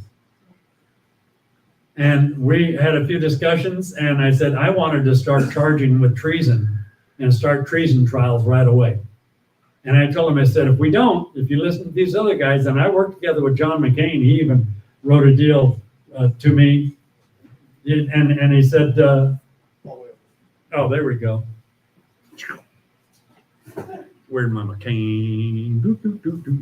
Nope, you're right. Where'd I put that? Put it all the way over on the end. Oh yeah, here we go. There we go. Yeah, when I took a picture, and matter of fact, I told Tom McCanna, I said, I've been blowing the whistle since '69, and a lot of people listen to me, they know I tell the truth. And when John McCain had less than 1% support, I was also one of the spearheading the veteran healthcare neglect and getting it known nationally. I started with Tom McCann, his #1 VA guy. And they used to tell us, oh, it's just complaining soldiers. We said, no, it's not. We got it big enough to break it wide open. But I told Tom, I said, Tom, he will be the candidate. Tom said, how do you figure? I said, because I've got 1,500 emails ready to go. I'll tell you when I send them. It'll be on a Friday. Following Monday, he'll rise 2 or 3 points in the polls, and he'll go on to be the president, or to be the candidate. And he said, boy, you better hurry. He's got 1 foot in the banana peel and 1 in the grave. I sent that out. I told him the following Monday, John raised 2 points in the polls and went on to be the candidate. Then he chose Sarah Palin. And then he chose, and here's the kicker, Deep State has taken over all of the professional fundraisers, because raising money for charities and stuff, they can keep 20 to 30% plus expenses. So guess who they use for their expenses? More Deep State agents, who in turn use Deep State advertising groups, who in turn use the media that will cooperate. I told Trump, I said, on $1 billion campaign, 800 million goes into the Deep State pockets. How can we defeat an enemy that we're financing? See? So, and I'm on a campaign to have DC kill all the professional groups, all the professional advertiser, money raisers, etc. And it's time for the legislators, the people running for office, to be personally involved. Get out there yourself and raise some money and promise the people you're gonna spend it right. Get out there yourself and find out what the people need. See? And what I did is I pulled my name, when I found out they were going to use smear and fear to get me elected as Senate, I pulled my name and I ran a write-in campaign for state Senate. And I was on the write-in campaign when that sniper shot the porch light out. And then I met him in Reno later. And he told me, he said, Noel, nobody wants a contract on you. Some of them don't come back. They got weird stuff that happens. And none of what we try works. You know, and he said a couple of them didn't come back, and we figured you killed them. I don't have to. God took care of it. See? And that's the beauty about it too, because if we walk in God's divine path, we enjoy divine protection. And that, speaking of that, I've helped a lot of people who had COVID. I told him, check COVID, it's not bat soup. I said, if it's bat soup, you test it, and you will have markers telling you where those bats came from. I said, you test that soup, you test that COVID, and if there are no markers telling you where the bats came from, it was lab produced because we had COVID in the 60s. We talked about releasing it in Vietnam, but we didn't know what exactly would heal it. And I said, and they tested it and they found out it was, right? Well, guess what? When we were in the lab, we would go and take our clothes and we would leave all of our lab clothes and stuff on the other side of the door where the lab is. We had a room. We go into that room and then we take those clothes off. Then we open the next door. We go through the steam room and then we go get our civilian clothes, and none of us ever caught COVID. And I said, steam kills COVID. So with me and my tea or my coffee, I breathe the steam all the time. I never got COVID until all of a sudden I've had mice eat the wiring on the different cars that I've got like 4 times. All of a sudden, mice love my wiring. It couldn't be that Deep State puts a little something on there to give them incentive, could it? See? And so this guy thought he had flu, and he's working on I got a 04 X-Type Jaguar. That's one of my other cars. And God provided all of that. I got a deal on that. I found that in Florida, 11,000 miles, garage kept. And I got it for the price of a used Jaguar. And it was like brand new. See? And so I'm helping this guy. Well, it turns out he had COVID. And because I was broke down on the road, I wasn't, and it was at his place, I wasn't breathing my steam and everything. I went to the VA hospital. I had it so bad, they didn't want me in the hospital. They got me a motel room at a better price, sent me to the motel room and gave me an oxygen maturation deal. You put it on your finger. And he said, if your oxygen maturation drops down to 80 or below, call the ambulance. Well, I dropped down to 80 a few times, but I didn't call the ambulance because before that, God had me prepared again, right? Because I found what's called, it's Ricola. And you might see the commercials for Ricola on TV. Okay? Well, their regular lozenge is just like a cough drop. The one you want to get, I don't have one in my pocket. Maybe I got one here. The one you want to get, there we go, is this one. This is the square brown one. You want that square brown one because this is all herbal and it was designed and built to attack the respiratory system. You pop one in your mouth, start sucking on it, breathe the fumes into your lungs and blow them out your nose. I would hit 80 and 79. I'd take that 2 or 3 breaths, I'm 84. 2 or 3 more breaths, I'm up at 90. I did that for 3 days and I was perfectly fine. And then I went back to the VA about 5 days later. They tested me and they couldn't even find a sign that I ever had COVID. You don't need the shot, the square brown Ricola, and you get a symbol of it or a sign of it. You start sucking on those Ricola till you feel good and you'll be fine.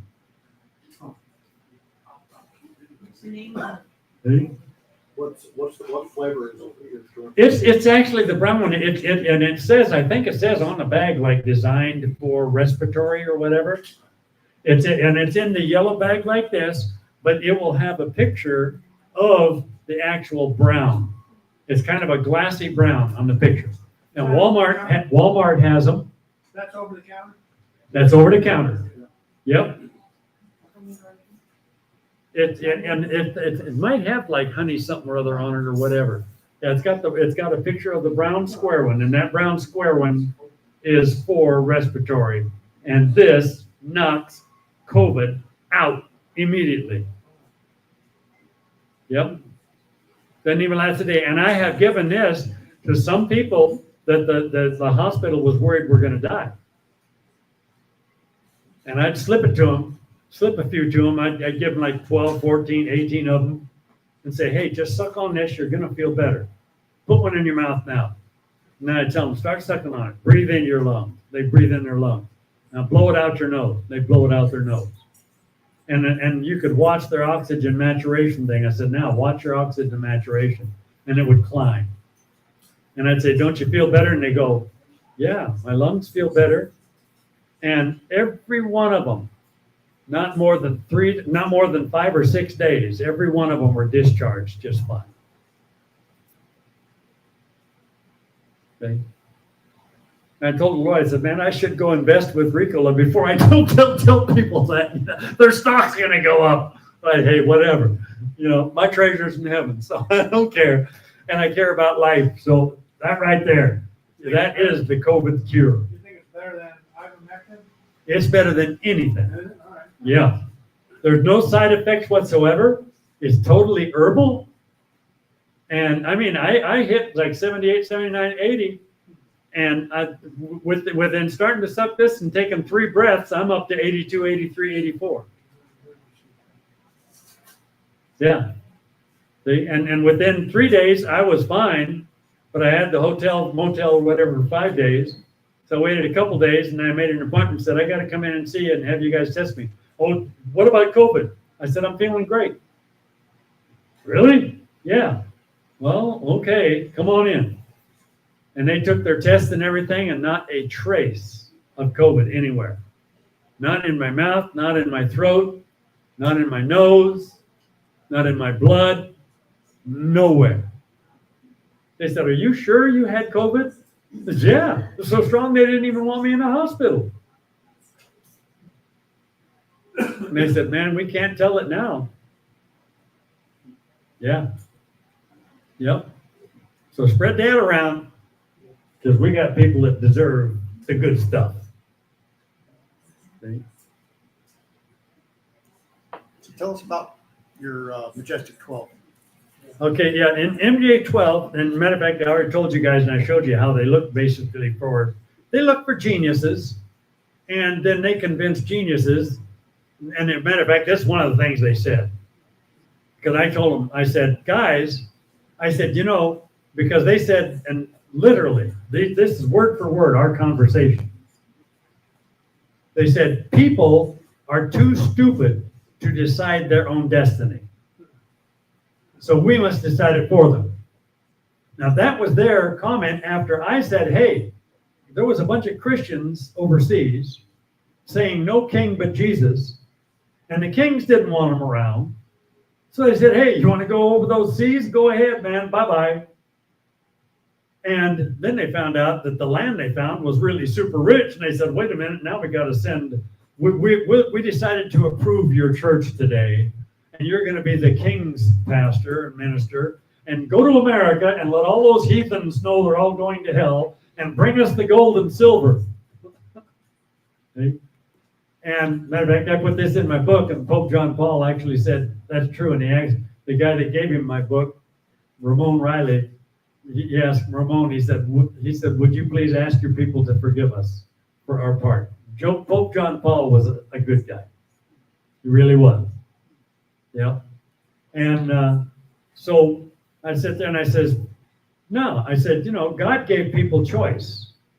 And I said, you're not God. Their answer was, word for word, we are God for this world. That's false God. And that's the devil's 12 apostles.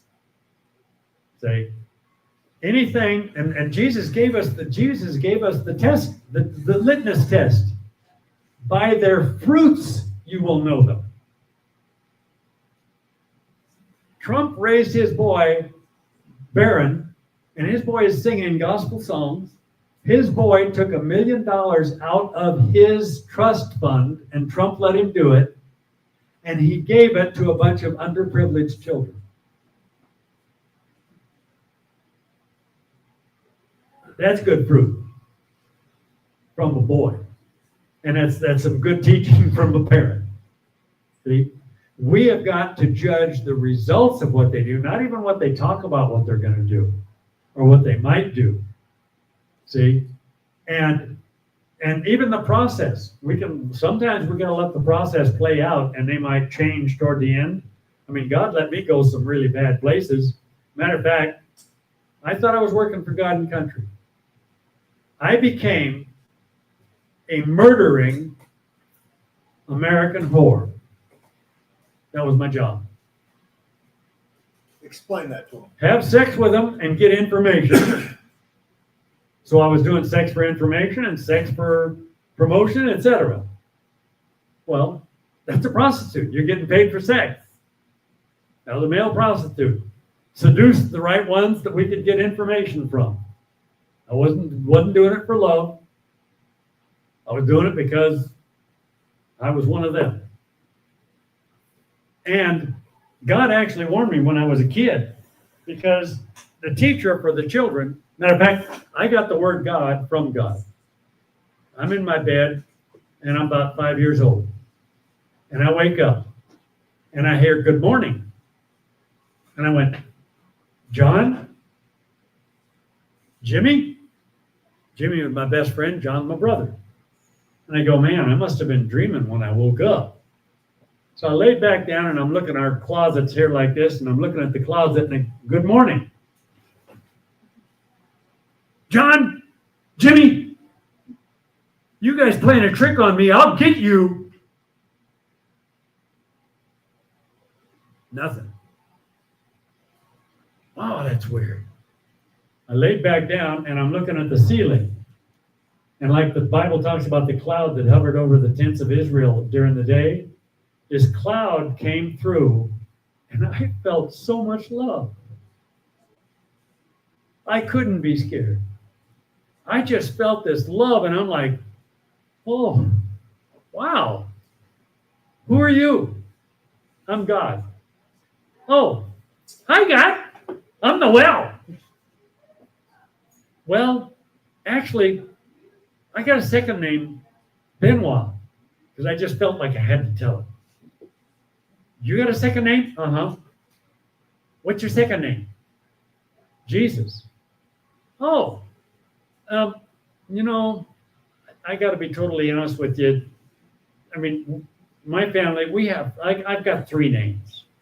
I got a middle name too. My 3 names are Noel Benoist. You have 3 names? Uh-huh. What's your 3rd name? People call me Christ. Oh, hi, God, Jesus Christ. I'm Noel Benoist. And then I said, why are you coming to me? He said, because I put you on earth to serve me.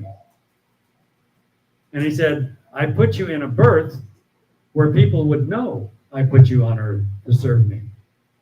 Because your mother was not supposed to get pregnant again. Doctors guaranteed she'd die. And they told your dad, if she got pregnant again, she would die. And I'm like, really? He says, yeah. Huh. Just a minute. I go into Mom. Mom, I understand I wasn't supposed to be born. Who told you that? John, you talking to your brother? No, Mom, he's 2 years, 9 months older than me. Don't give me that. You told him this. You get in here now. And she grabbed the leather clothes brush. I said, Mom, don't spank him. He didn't tell me. She said, well, where are you getting this from? And I was afraid to tell her I'm talking to this guy that nobody can see. His name's God, Jesus Christ. And so I said, I don't know. It just came to me. And at that point, she says, all right, John, Noel, kitchen table. So she takes us into the kitchen table. And she said, sit down. She said, I'm going to tell you guys a story. And you cannot tell anybody the story that I tell you. You're going to have to listen to the story, and then you're going to have to listen to why you can't tell anybody. Oh, okay.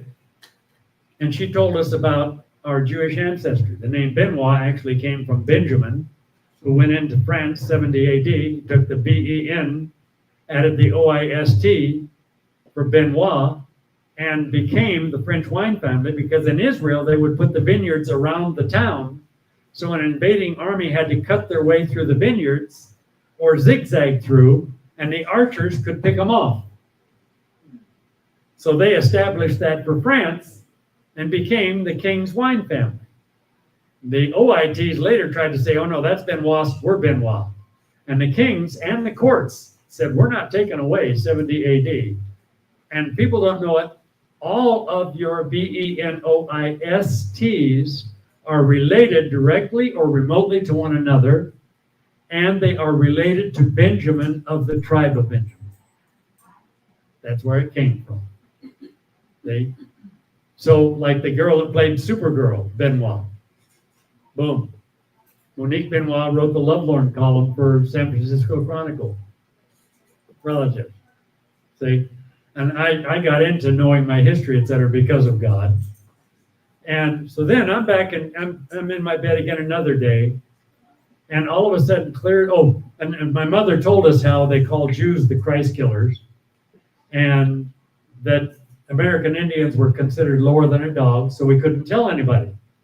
So now I'm afraid to talk to Jesus again because we killed him. He's a ghost that's coming back for revenge. So he comes in and he says hello, and I said, I don't know if I should be talking to you. And he said, why? I said, well, Mom says we killed you. He says, you didn't kill me. I said, well, I know I didn't kill you, but my relatives killed me. You're coming back for revenge? He says, no. He said, go to church. Never heard the word church. John, we got to go to church.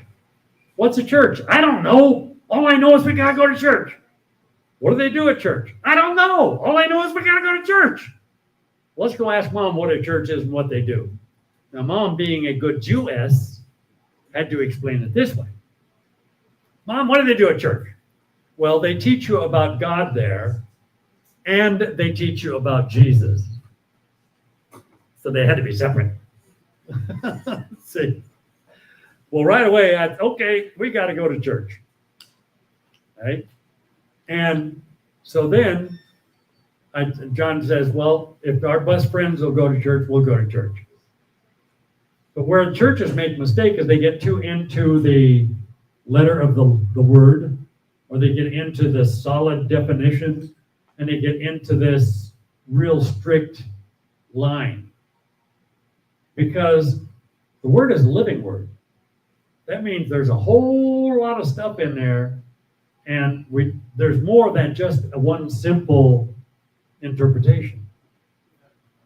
See? So we have to look for the whole picture in order to understand.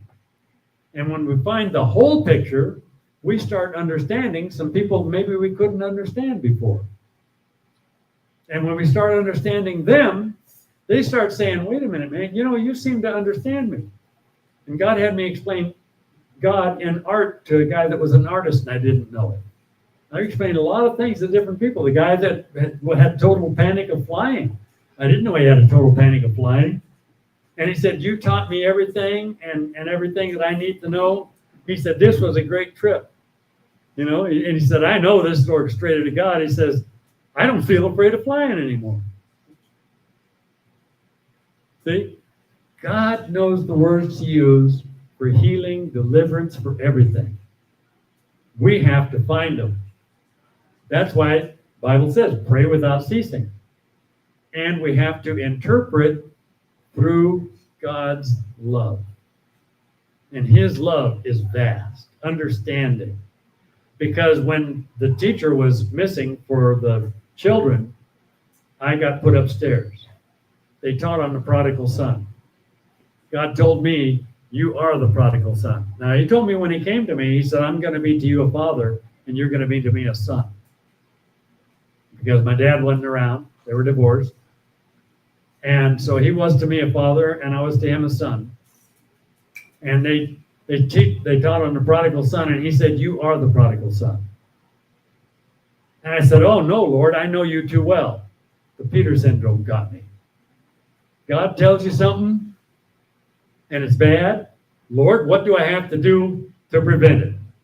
What do I have to change? What do I have to do to turn a curse into blessing? See? And he'll show you. And if you got a blessing coming, the devil will try to lead you astray to steal the blessing. So we ask for God's guidance all the way. So, and actually I did everything because my mom died, my dad died, I spent my inheritance, I was rubbing shoulders with the devil's 12 apostles, wallowing in the dirt with the swine. Everything that the prodigal son did, I did. And I asked God to leave some of the remorse for the time that I messed up so that I don't go back there. Because when I came back to him, he welcomed me with love and open arms. And I've got a picture of me with a preacher's robe. And I bought one of these boxes out of a storage bin, and that robe was in there, and it fit me. And he gave me a robe of authority. He had a jeweler make a ring that's this ring, and it has the Star of David in it with the cross in the middle of it. And the Star of David is actually intertwined. The Jews understood God is triune. So they took the triune God and his promise to come to earth, the upside down triangle, and redeem us back to him. That's why the Star of David has those little blank spots. It's an intertwined 3 triangles, up, down, and back up. And he gave me that ring, and I put it on my ring finger. And the Jews actually put their wedding ring on like the middle finger because that goes direct to the heart. So, and I would have people, I'd have gals ask me sometimes, are you married? No. You got a girlfriend? No. Why not? I've got a husband. I'd have fun with that thing. I got a husband. What? I'm the bride of Christ. And if you're a believer, you're the bride of Christ too. See, so I play with that a little bit. But he gave me authority. He's done miracles through me. And that's why I get overwhelmed. How wonderful he is. And he will overwhelm you in the most wonderful ways. But I know who I was. And I don't ever want to forget that. because I don't ever want to go back there. I don't ever, ever at any cost want to go back there. And then I told, matter of fact, I told the Lord, I said, well, why me one time? And I went and sat at my kitchen table when I came back. And I said, Lord, whatever nobody wants to do, give it to me. I said, I'll polish shoes throughout eternity. I'll clean sewers throughout eternity. I said, whatever nobody wants to do, go ahead and give it to me. And I asked him one time of all the miracles working through me and the things that I know I'm going to do. I said, why me? He brought that to mind. He said, did you mean that? I said, Lord, you know I did. I mean every word. He said, that's why you. He said, you honestly made yourself last and least. And I am. And you serve all the rest. And I do. He said, that's what I did when I washed their feet. I said, amen. And God sent me to Vietnam and had a Vietnam translator. And we went through the Buddhist area and through the Muslim area and everything. And he said, we're the illegal church. He said, if the army comes and stuff, we all run with our motorcycles and stuff. I said, no.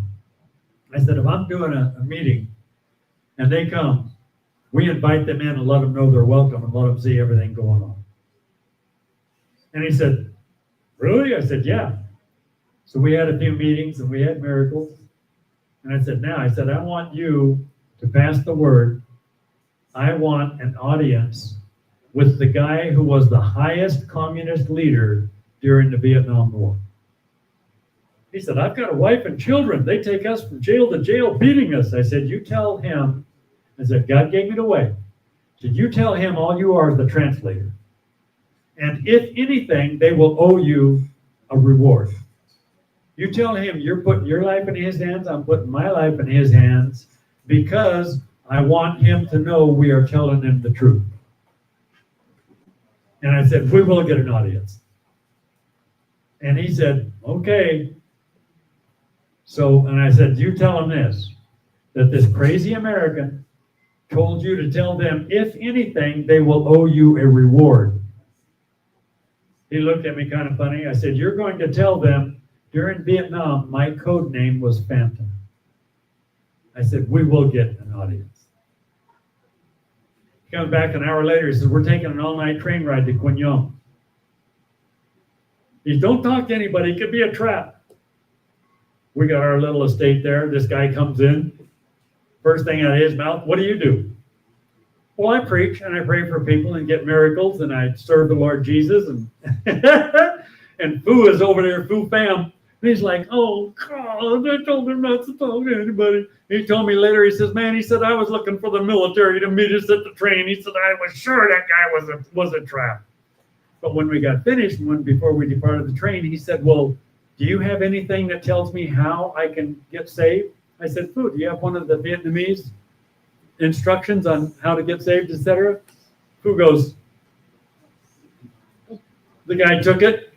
He says, okay, so I go through this, right? I said, yeah. I said, God will touch you. Thank you. Thank you. And we got out. No military, no police. And then we went to a beautiful resort. I mean, this place is like on the ocean. And I mean, we had a stateroom that was like, whoa. And matter of fact, over there, it was like a place here that would cost you $1,000 or $2,000 a night. $20 a night. Everything included. See? And so next day, he says, okay, we're going to go see this communist leader. So we go and I said, now, Fu, just tell him you're going to translate what I say. He said, okay. So I said, now, first thing you tell him is Mao Zedong, Ho Chi Minh and those guys knew the teachings of Christ and they loved those teachings. I said, show him the Bible where it says they had all things in common. So he went through that with him. And I said, that's where the word communism came from. But you guys made a mistake. I said, now read the Bible verse where the law kills and the Spirit brings life. So he read it to him.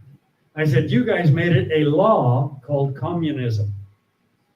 I said, it's supposed to be a born-again experience, and God will help you.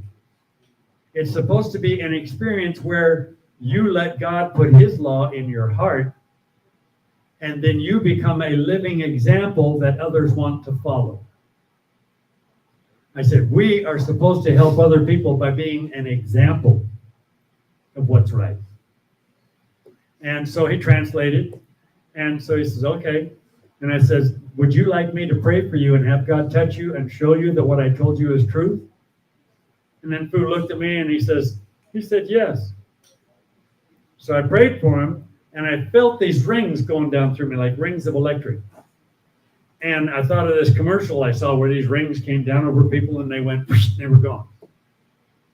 I said, tell him I'm going to describe what he's feeling. And because of that, he's going to know that it's God touching him. So he can translate. And I described the rings. And I said, that's God touching you. And he wants you to let your spirit and soul go up to him and join with him. And then he will be with you the rest of your life, guiding you and helping you. So he did. Pretty soon, Fu's crying, I'm crying, he's crying, his family's crying, and we're having a Jesus party. So then he gave us a number. And he said, because of the anti-American sentiment, I can't do a lot. And he said, it's really, I know God that sent an American, our enemy. And he said, you know, when we heard you were in town, we wanted you. And there were even like 7 North Vietnamese. And we're all hugging one another. And they said, man, we were looking for you, and it wasn't for hugs. I said, no, it's to take off about 2 inches of skin about that wide and just keep peeling it. And they laughed and said, yeah, waterboarding was bad. They used, grab the skin and start peeling. And so we get through that. We're in the train again. Fu gets a call. He said, they want us to catch a bus in Saigon, and they're sending us to their university and school. He says, I'm not going to tell you not to talk to anybody. He says, you'll talk to them anyway. I said, they asked me a question. I got to answer. Right? Because in Vietnam, it's against the law to actually go street witness, etc. Hey, let me tell you about Jesus, see? But you can answer questions. So I would go there, and I would have an outfit that maybe somebody would comment on. If there was a real ritzy outfit, I'd put it on. Well, that's a nice outfit. What do you do? I'm a preacher. What's that? They call him Muksu over here. We talk about Jesus. Oh, what's that about? And I just roll. And God would open the doors. See? So we get to the school. We had revival at the school. We get back here to the States, and Fu said, Noel, this is a total miracle. The illegal church that they would beat and take from jail to jail is now the protected church. He said, we got a phone number given to us, and we were told we no longer have to register with the Communist Party. Outfits over there were afraid to register because they'd kill a bunch of Christians if it all broke loose again. He said, we no longer have to register, and if anybody gives us a hard time, we call this number and the Communist Party will bring it to an immediate end. One of the gals that as a matter of fact, we did in Houston, Texas, we had a worldwide revival there. There was over like 2,500 or 3,000 Vietnamese and stuff there. And I was teaching them stuff. A couple of times later, this one gal was told by God to go into the Buddhist area, and it was the Buddhist area where they would kill. No, it was the Muslim area. It was the Muslim area where they would kill Christians. And she said, well, can I take my family? And God told her yes. She went there, and the imam had just died. And she said, well, I came to pray for him. And he said, well, he's dead now. And in their ceremony there, they take the top of the skull off, and then they put it almost like a bucket or whatever, and then they've got this ceremony they go through. And she says, I want to pray for him anyway. She says, I know this weird guy, Noel, and he's prayed for the dead and they come back around. And he said, God built us. He can make things grow, regrow, whatever. And they said, hey, have at it. And they didn't do anything bad to her. Not yet. She prayed for him, and all of a sudden, skulls started developing.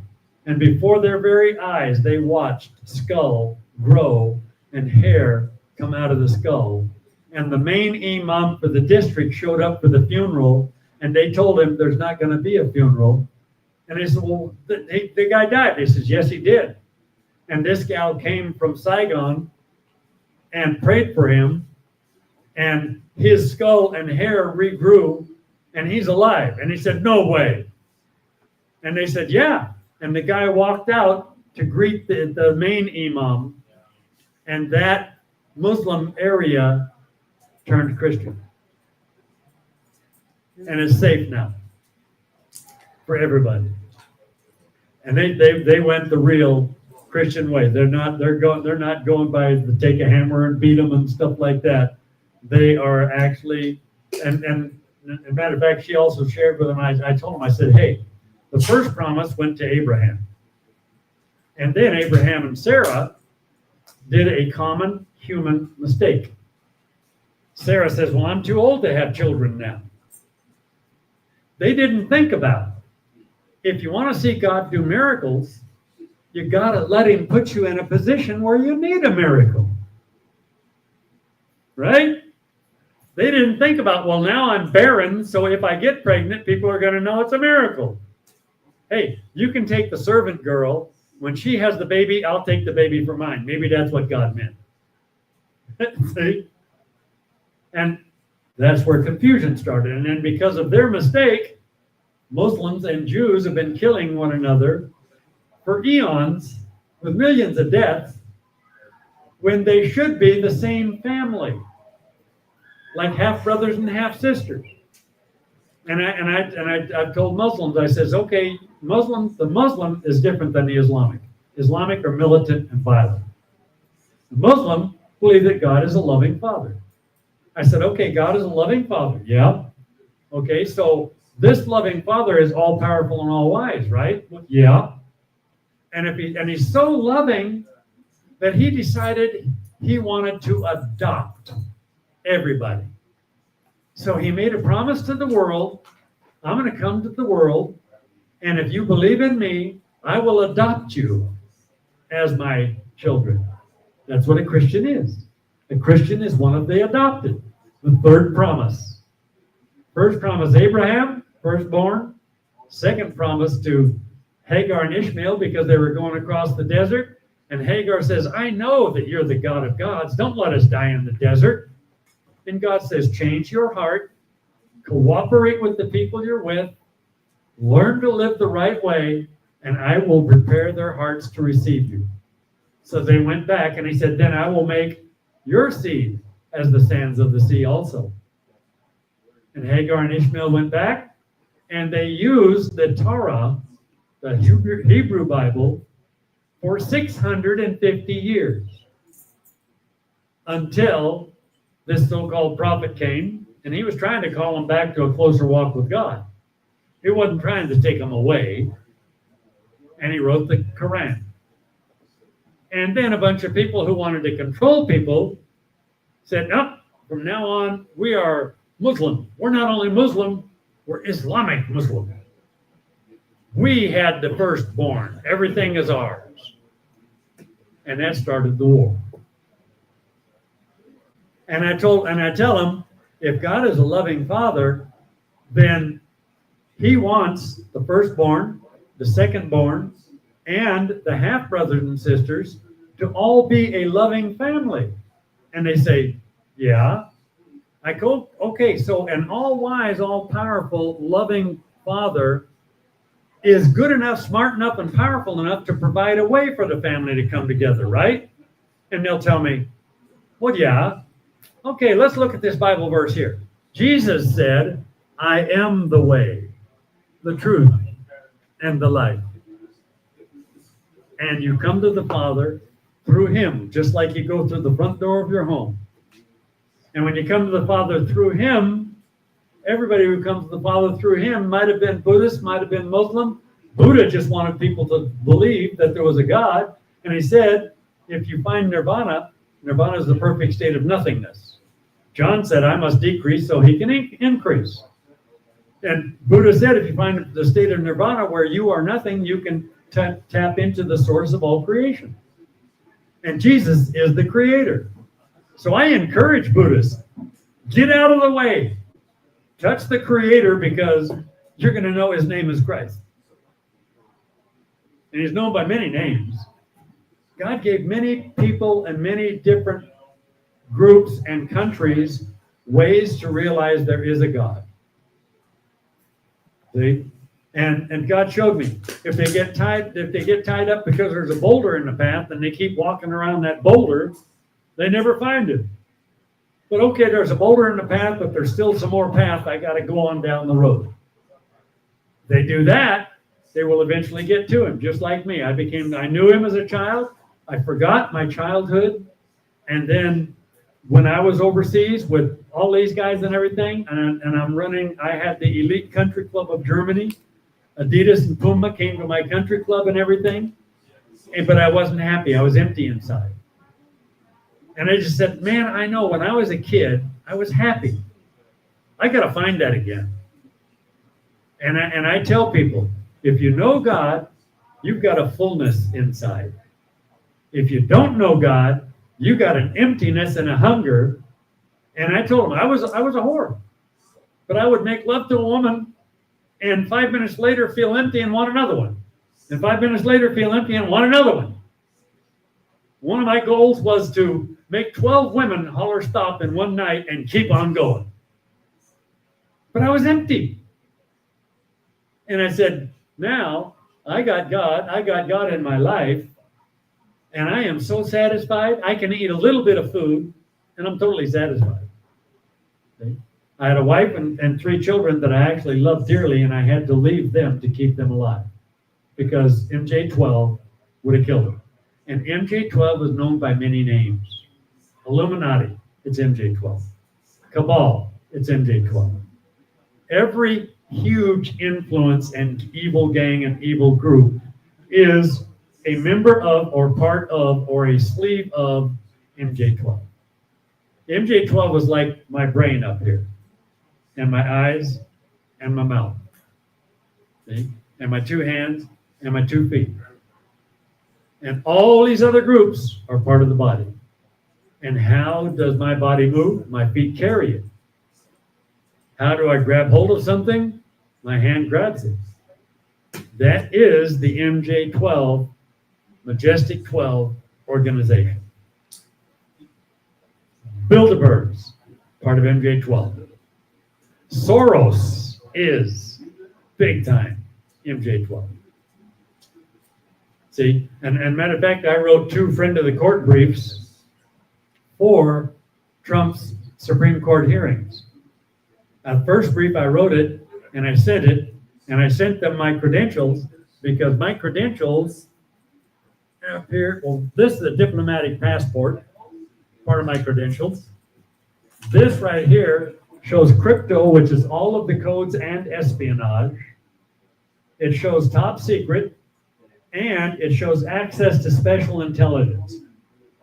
All American intelligence is special intelligence. Access to special intelligence means carte blanche. I was higher than the president. They would redact stuff for a president. If I didn't get a perfect copy, I had the power to put a bullet between your eyes, and it wouldn't even be questioned. I was 19 years old, and I had the power to start World War III. I said, guys, this is too much power for one person to have. They said, well, you're not going to do that. I said, no, I'm not going to. But I said, I'm not going to live forever. I said, every time you've got to put somebody in my chair, you're getting closer to making the mistake. Who does it? And I insisted on some checks and balances being put in place, because I could literally trigger failsafe. Failsafe was our setup, whereby if we were being attacked, we trigger failsafe and the counterattack is on. Or if we want a surprise attack, boom, it's on. And my name, you didn't need a second key. I had both keys. See? And I didn't need to check with anybody. And so I insisted on some checks and balances to be established to prevent that kind of thing. See? And these basically prove it, but it was God all the way. And all of this. And that's why all of you are here. Start today. Let God make you the you that He wants you to be. You can learn from me, see, but I am not here to mold you or control you. I'm here to help you. And all of you are going to pick up different things. You don't have to all pick up the same thing. See? And I've used oil. Matter of fact, I mixed some oil. God had me make it after the art of the apothecary. And I put the frankincense, myrrh, and everything in it. And I got this big jug at home. I put this, like a quart or whatever it was of oil in, put all that stuff in. And I gave out some bottles of oil to some preachers who wanted to pray for people. I went back and I thought, man, that doesn't look like any's missing. I made a little mark on it. And I poured some more out. And I made sure that I was at least a finger below that mark. I gave those away. I came back, it was full. I've given out over about 10,000 bottles of oil. The oil stays at the line so long, there's an oil crystal going right around where it always comes back to the mark. And it's always smells like frankincense and myrrh, and I've never put any more in it. And we've had healings and everything. I've sent bottles overseas, and I tell people, pray and believe. And I've had people put oil like on a bill, and all of a sudden some check came in, the bill was covered. I've had them put it on, the kids had totally plugged noses and everything. The guy put it on each side, say, heal them, Lord. Boom. And I told him, it's not the oil that has the power. It's the obedience to God that has the power. If God had you take a stone and put it in somebody's forehead and pray to God, it wouldn't be the stone that has the power. It's doing whatever God tells you. Now catch this one, and for today's society especially, Isaiah. Okay? What do you think the church and people today would do if they went to the main church downtown and a guy is laying there totally naked and he's got maybe a bowl of oil by him, and he's saying, you people are all going to be captured by Russia and you're going to be taken away naked and wounded. You're going to look naked just like me. People would think he's crazy, huh? But that's what Isaiah did. So shall Israel be carried away with a hook in their nose and the chains on their feet. And Babylon did it. See? So there are times we got to do something that's pretty crazy as far as the world is concerned. And the world's got to stop judging it. And people who are doing it need to continue to learn and grow. See? New Age has a purpose, but just like they're trying to take America astray, they try to take it astray. New Age is to wake people up to spirituality and to God, etc., and that God loves everybody, but it's not supposed to be the power is in the stone or the power is in this item or that item. The power is in praying and obeying. Obedience is better than sacrifice. And there's an old song that was the key to the whole thing, and that is to obey. Trust and obey, for there's no other way to be happy in Jesus but to trust and obey. And that's an old hymn. Trust and obey, for there's no other way to be happy in Jesus but to trust and obey. Right? See? And that the church in the world has kind of like lost that picture. That's where we have to go. That's what, and we walk in that no matter what. He's had to fight with computer and everything, but he didn't quit. We're still going. Yeah, see? I know. But he didn't quit, and that's the key. We can't quit. And we know the physical's there, but we got to keep seeing the spiritual, keep bringing those spiritual victories until the good Lord comes and says, from now on, it's there. When we get to heaven, anything we need to know, we know it immediately. Anything we need to have, we've got it immediately. Anything we want, if we want to be with somebody, we're with them immediately. You could have a best friend in another galaxy, galaxies away, and in the spirit and everything, time is nullified. So you could be with all of those friends galaxies away in less time than that right there. The snap on my finger. Everything is wonderful, immediate, magnified. We could take all of the wonderful things that man has ever done, ever thought of, and everything, put it all together, magnify it 1,000,000 times 1,000,000, and it doesn't equal 1 second in heaven. We know it's right, and we know we are who God wants us to be, and we know this is it. See? And the devil's mad at us, and the devil can't help but make people suffer because he finally realized, wait a minute, God knew all things before time was. Well, number one, for all of us, that means he knew every mistake we'd make too. He saw Noel become the prodigal son before Noel ever did it. So everything I ever did. And one of the things that got me is I found out 3 of the people that I eliminated for national security were innocent. And I said, man, we can kidnap them, take them to Gitmo, find out if there's a difference in the war. If there's no difference in the war, bring them back. They could tell people we kidnapped them and they escaped, and they could become a double agent for us. No, they wanted to kill them. And I just told them, I said, I'll tell you what, you want me to kill another one? Court-martial me. I'm not doing it anymore. I'm not going to kill an innocent person. And there's no trial or nothing. See? So then I came back to the States and Fort Devens, and also to overseas in Herzegovina. The base that we could never find that Hitler had, we turned it into our base. And it's between, you got Fürth Nuremberg, you got Erlangen, and then you got Herzogenaurach, about 26 clicks from Nuremberg.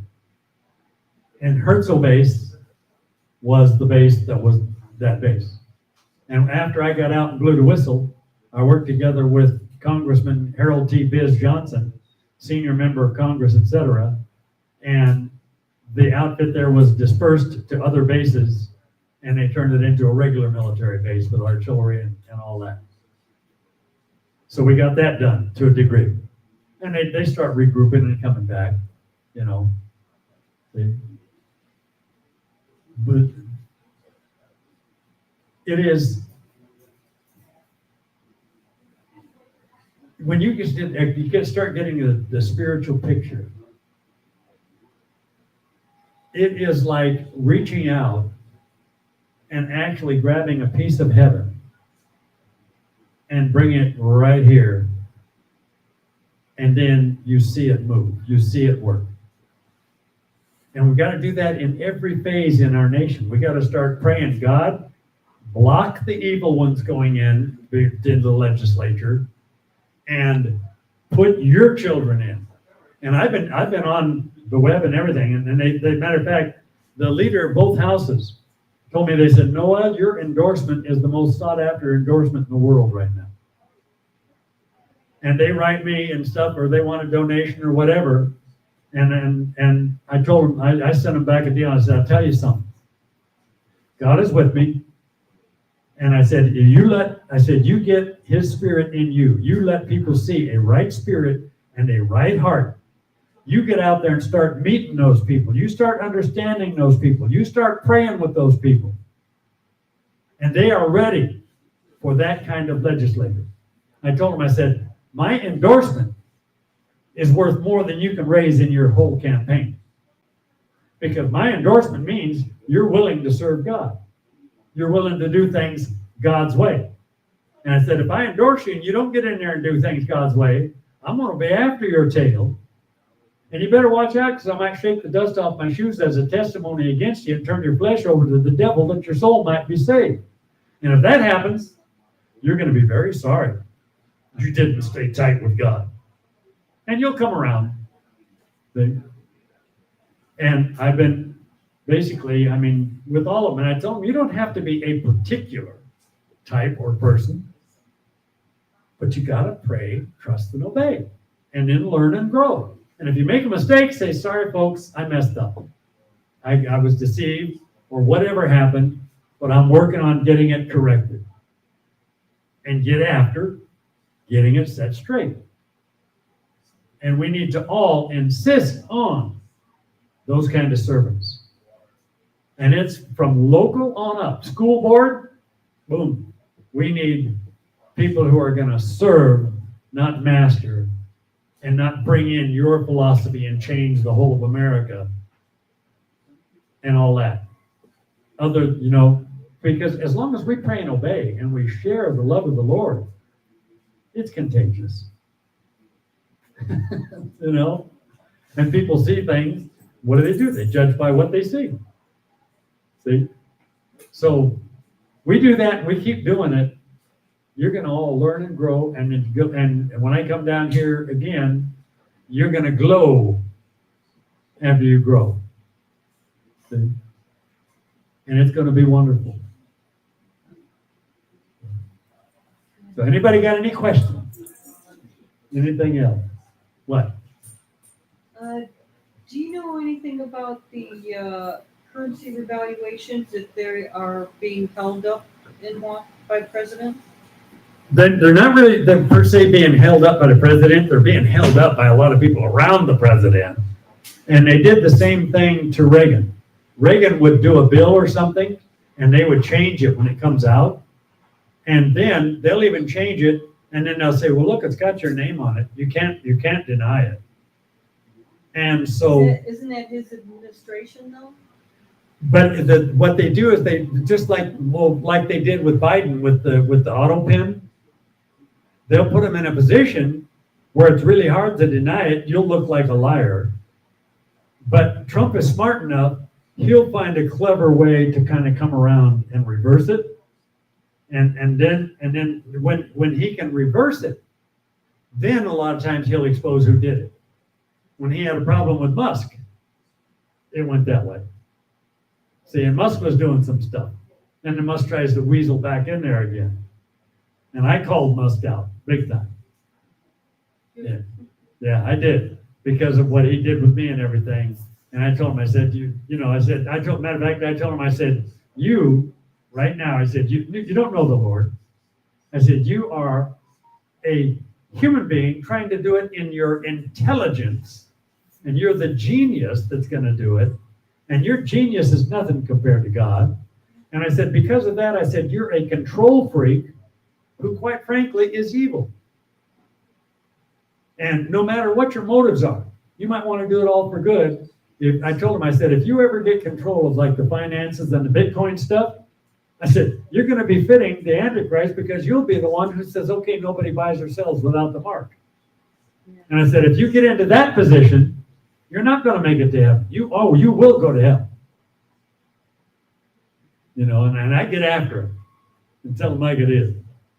So our question is Trump holding it up? Is Trump's staff No, holding no, it up? What is the whole? It's the people around Trump who can basically kind of like frame him, and that's just like me. If I'm in the wrong place, Do you know why? Oh, the reason why is because they want, there is a group that has still made a deal with MJ-12, and they think they are going to eventually rise up and be the leaders. Right. And they can blame him and others for all of it, and they want to make everything a mess. And all of the good guys, they want Reagan and all of the good guys who have done good stuff, they want to make everything a mess and blame it on them. Can he get them out of there? It's a process, especially once you got them. We did get rid of the tenure thing, because you couldn't get them out for a while because of the government tenure. And I got together with McCain on that. We did get rid of the tenure. But they've also, when they're appointed, they get a contract and they have certain power and rights. And they did that part because the cabinet and the counselors are supposed to serve the president and the nation, but they're also supposed to have enough power to have a voice. So you can't just bounce them out. He's got to talk to some of the other people. He's got to talk to the leaders of the two houses and tell them, hey, back me on this. And sometimes they won't back them that much. And the leaders of the two houses will even get together with those people and say, hey, if you do this, we're going to get the house to work against you. So there is all kinds of backdoor going on, backdoor fighting, alley cat fights and everything. That's why I don't like DC. I mean, they will literally get in there, threaten each other. I made love to your wife and I'm going to tell all the press I did. Your kid isn't your kid, he's my kid. I'm going to get a DNA test. I mean, they will come up with the wildest, and So yet, and the trouble is there are too many people in America that'll believe it. Pardon? Do we just have to wait for them to destroy each No. other? Well, no, what we need to do is, number one, pray. Use your prayers. We've got to start praying, God, expose the real evil and deal with the real either evil. Get them saved or get them out. And then we all touch and agree. We say, Lord, every evil person in DC, we turn their flesh over. Matter of fact, I want to do that tonight when we end. Don't let me forget. We turn their flesh over to the devil that their soul might be saved. And we claim them as brothers and sisters, confessing their wrongs and serving you, coming 100% for the Spirit. And Lord, we need you to turn the White House and DC. Do you know that Melania wouldn't even go into the White House the first time and the second time until prayer warriors went through and everything and delivered everything out of there? It had to be turned into holy ground or she wasn't going to be there. Good. See? So And- be it on your other statement. Yeah. See? So we need to look at that stuff and we need to pray against the ones that are influenced in the wrong way, the ones that might be pulling trick, and Musk is the biggest one. See, and Musk would tell him, hey, it already looks like you did it. And if you try to deny it now, I'll tell everybody you did it. They've got people up there that'll swear. We'll go and we'll swear you did it. And we're the victims. And he knows there's a lot of people that would believe that. But I guarantee he's looking for the way to catch them. And when it comes to that, when he, just like with Iran and stuff like that, and I told him, I says, you don't tell him when you're going to hit. I said, the biggest mistake Bush and all those guys made, we're going to hit you in 30 days. We're going to come do a nuclear inspection, etc. I said, you announced to the biggest drug manufacturer who's selling illicit drugs that you're going to be at his factory in 30 days and you expect to find evidence, And that's why he did the Iranian hit the way I told him. I said, you take our most secret plane, they don't know nothing until they get the phone call that says, hey, guess what? Our 2 nuclear facilities have been destroyed. And we didn't see anything come, and we can't see anything go. Because I told him, I said, they want all these martyrs, and they're going to get their 70 virgins. But I guarantee you, the people who are in charge over there, the government people, they don't want to be a martyr. They want to get all their people to go be martyrs, suicide bombers. So I said, you tell them, you guys have this philosophy about your 70 virgins. And I said, well, if he calls you, you tell him, we are ready to help you guys. Because the same way we hit your nuclear facility, when you guys are having your next governmental session, we're going to go ahead and send you all to go ahead and get together with your 70 virgins. Which means they're going to be dead. And then watch what they do. What about the Q team? Is Q part of the recovery team? Oh, they've got a few different teams involved, like in recovery and stuff. It's just like, see, Satan's got his recovery team. When matter of fact, when I Trump, or Reagan in, and I got stuff here. I worked with Reagan, and we got some stuff done. They had the mark ready to go in 1980. People got their Social Security checks and they got their tax refunds, and they couldn't do anything with it. They couldn't deposit it. They couldn't do anything with it because the check had on it, bearer must have mark in right hand or forehead. They expected to win in 80, and Hillary was going to lead the way. Right. See, and people and students said they went and got their student application, and on the student application for 1980, for the 80 year, it had, have you received your mark yet? And I told Reagan, if you're going to keep your covenant with God, kill this program. He killed the program, and they tried to kill him. And God kept him alive when the doctors thought he was going to die. And I told Trump the same thing. I said, you're going to need that same protection. I've had that protection. You're not going to live through it if you don't have that protection. When they shot him, shot his ear, I laughed. And I said, and God let it go this way. I said, I'm going to describe something to you, and you're going to know.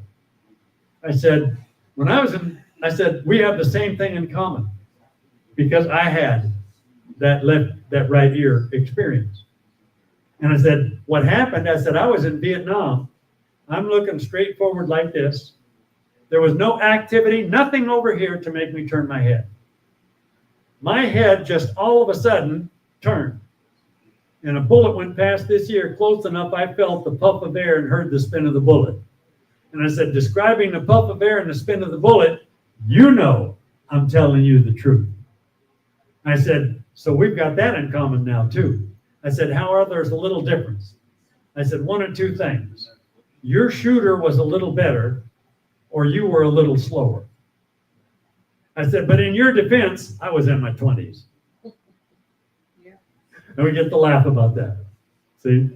But he knows, and that's why he gave me that card that says, I love you. As a matter of fact, I'll pull it out. He sent me this card. Whoop, there it is right here. I posted this card on the post, and I said this is my favorite card. And I got my cards here. Presidential advisor. He put me in the Hall of Fame, Republican Hall of Fame, his first tour in. And in the book here, about 3 months ago, had me declared a mega living legend. And I've got another one in there, but about two or 3 weeks ago, he presented me with a Lifetime Achievement Award. But this card has a white rose at the bottom, and the card states on it, I'll put my glasses on for this. I was going blind at one time, and he led me to a surgeon in Oregon, and they put new lenses in my eye.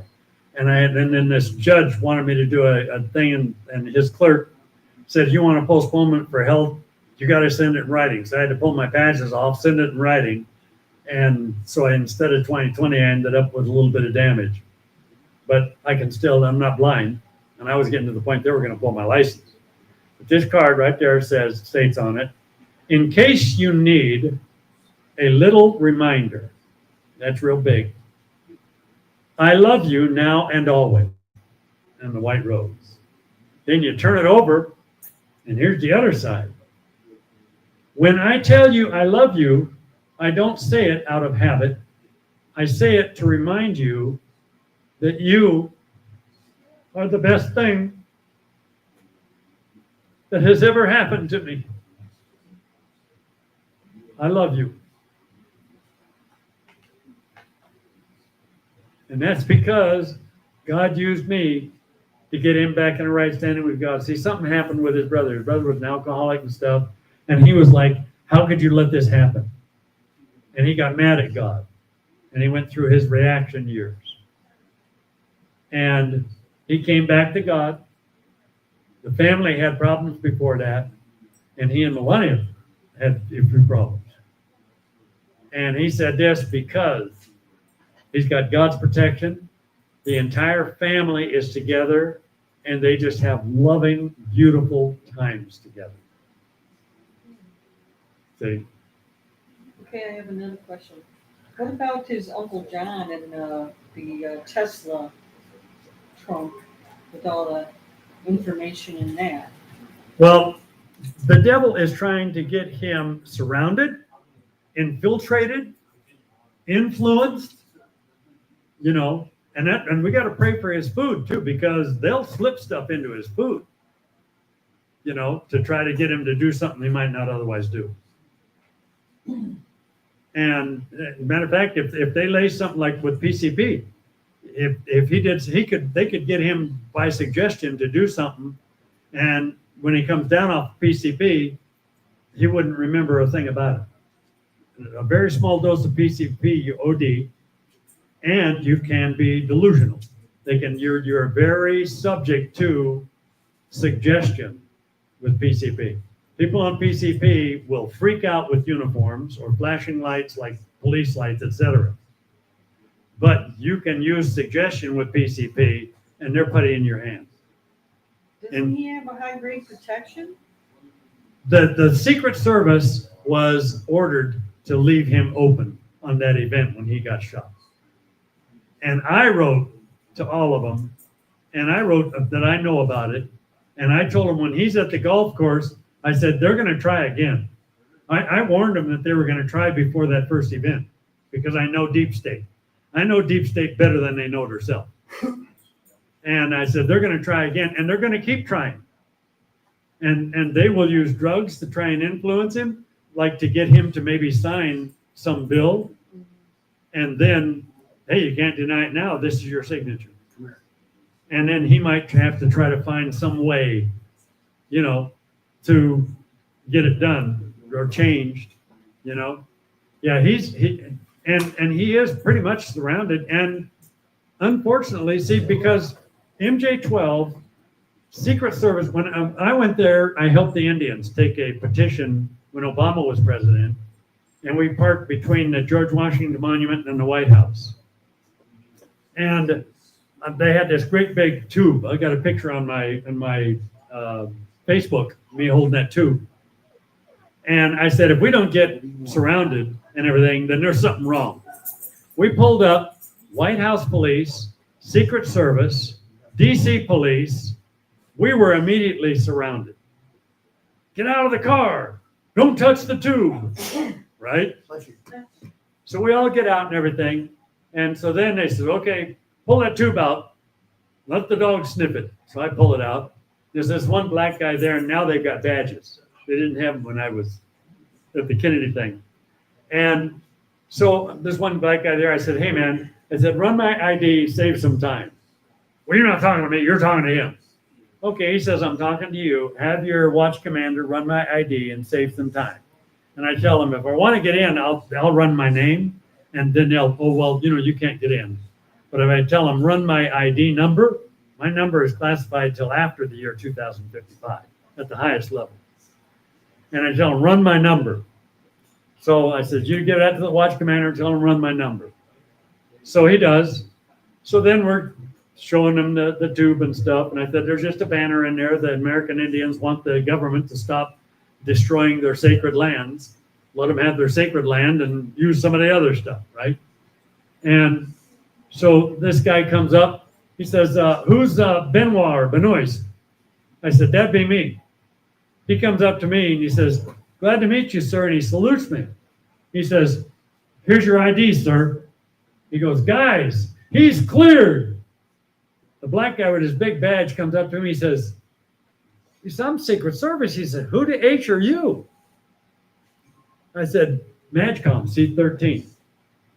Immediately, they looked like you had slapped them across. Oh, what, we had to do this, and all of a sudden the CIA guy, he's coming over. We're sorry, we didn't mean to. And they're all coming to me like, oh God, we're in trouble. All of them answered to that C-13. C-13 says leave an opening. They're going to leave an opening. Because they let them know you could. Like, do you ever see that Serpico? Well, that's stuff they do. Yeah. Well, see, they left him open. They let him knock on the door, and they knew a blast was going to come from the other side, and he was severely wounded. Yeah. See, they could find dealer drugs in your locker. You see? So they use a lot of pressure on Secret Service, et cetera, to obey. That's why we got to pray against all of that. And basically, we've got to pretty much pray that God nails not only the main 12, the 12, see, as 13, I was a member of the outer 12 to start with. And I'm drafted into the outer 12, and then they're going to assess my abilities. They're going to see how good I am and everything. At that point, because the first guy I went to Vietnam with didn't know how to read the map right, and they wanted him to get a star. He was a colonel, Army Security Agency. And so he takes a whole big group over there. And they pulled me out, and all the guys are, how'd you get off the levee? I said, I'm not in charge. Well, they had told me when I was going to OCS, you still interested in being a spy? I said, yeah. They said, come with us, you were never here. We'll take care of your commission. Well, my DD-214 actually shows they took care of my commission because on my DD-214, it has U.S. Army RA MI. Well, there was a guy here a while ago, he was Army Security Agency. All of your enlisted are ASA, Army Security Agency. All of your MI, military intelligence, are officers. There are no enlisted military intelligence. They're Army Security Agency. Mine says U.S. Army RA MI. And the guy, when I processed out, he said they wanted me to change these records. Noel, you were already here. Be gone, quick. And he gave me that. Because that proves, and then I got together with Colonel Millett. He designed the first school, the Intel school. I would go to his place in Idlewild and stay with him. And I said, I'm not a personnel officer. I said, I know this shows me something, but I don't know exactly what. He said, oh, yeah, I got one just like it. He was private first class, went AWOL, then got good and got a direct commission.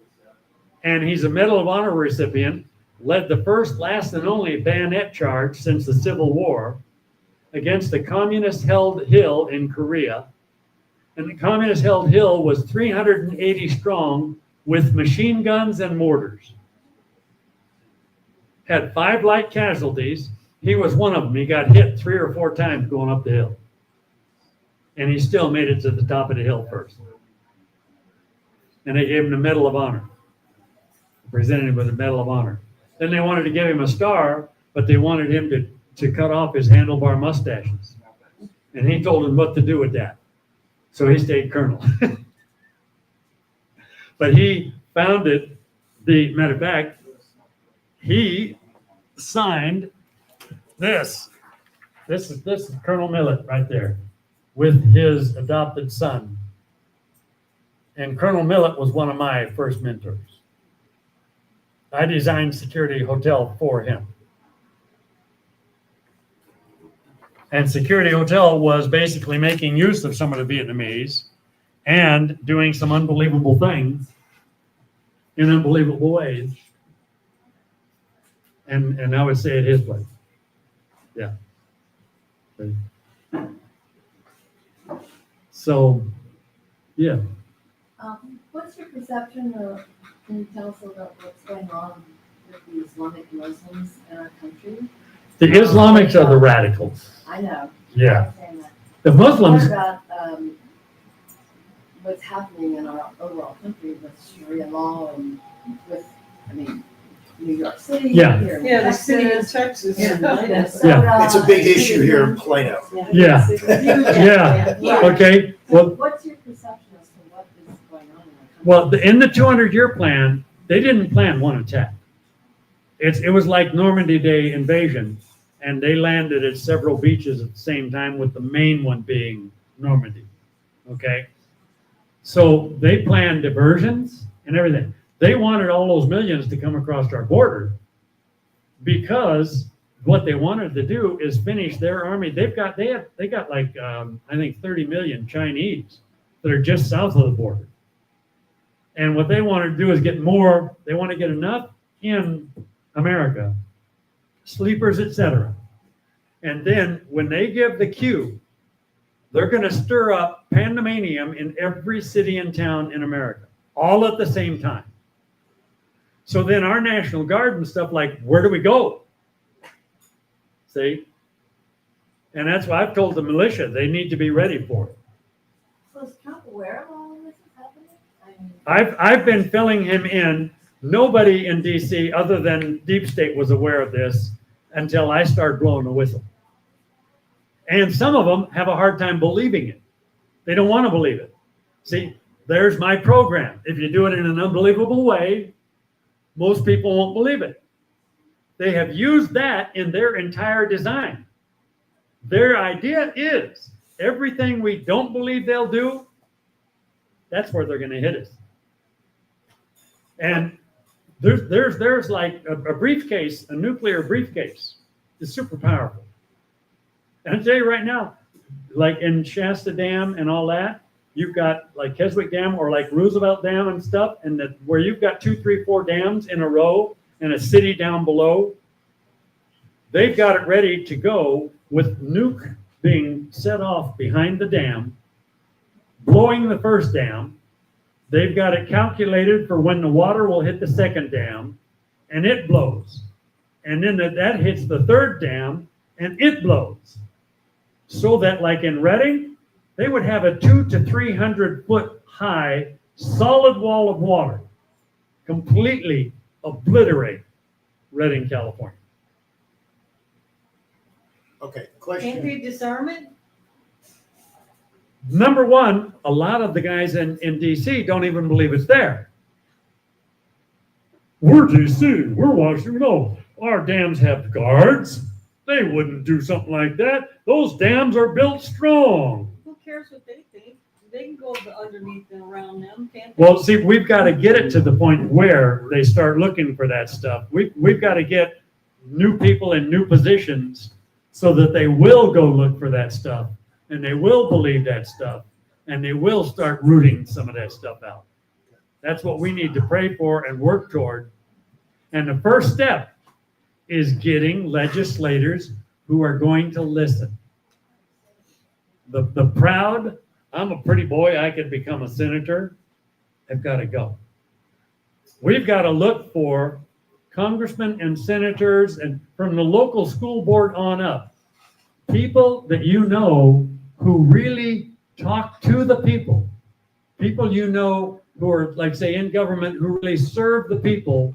Those are the ones we want to teach more and do more and climb the ladder. The money groups, the ones who are like heavily financed, beware. I want to see something really good from them before, Yeah, but can't they work like a whistleblower or something and just expose it? if they will work, they can work. But we're getting more whistleblowers coming forward. When I came forward and everything, and I encouraged other whistleblowers to come forward, then we had the Senate hearing and we had some whistleblowers. The more whistleblowers that blow the whistle, then the more whistleblowers that will blow the whistle. Yeah. And we've got to encourage it. We've got to thank them for it. We've got to be honest with them and really, really appreciate what they did. Because just like with me, if I didn't leave my wife and 3 children that I love dearly, I'll tell you what, I used to go by the road that goes to Shasta Dam. And that's where our house was. And I would cry so profusely, I couldn't even see the road. And I would say, Lord, keep me on the road. Don't let me have an accident. And I'll tell you something, to blow the whistle and to give that up, it's 1,000,000 miles from easy. And a lot of those guys, they get their family threatened, and they have killed guys and their family. The New York guy, they framed him for killing his own daughter. And he wasn't even sure if he did it or not because he had amnesia. What a horrible thing for a father to live with, thinking he drowned his own daughter. See? But that's the kind of evil we're up against. They are clever. They're going to hit us, and they'll hit us from different sides. So we got to keep our eyes open. We got to keep our prayers going, and we got to encourage people in this nation. See, the Bible has a Bible verse. If my people who are called by my name will humble themselves, That's self. We've got to get self out of the way. And we've got to look for wisdom from above. If we will humble ourselves and look for wisdom from above, some people call God's voice conscience.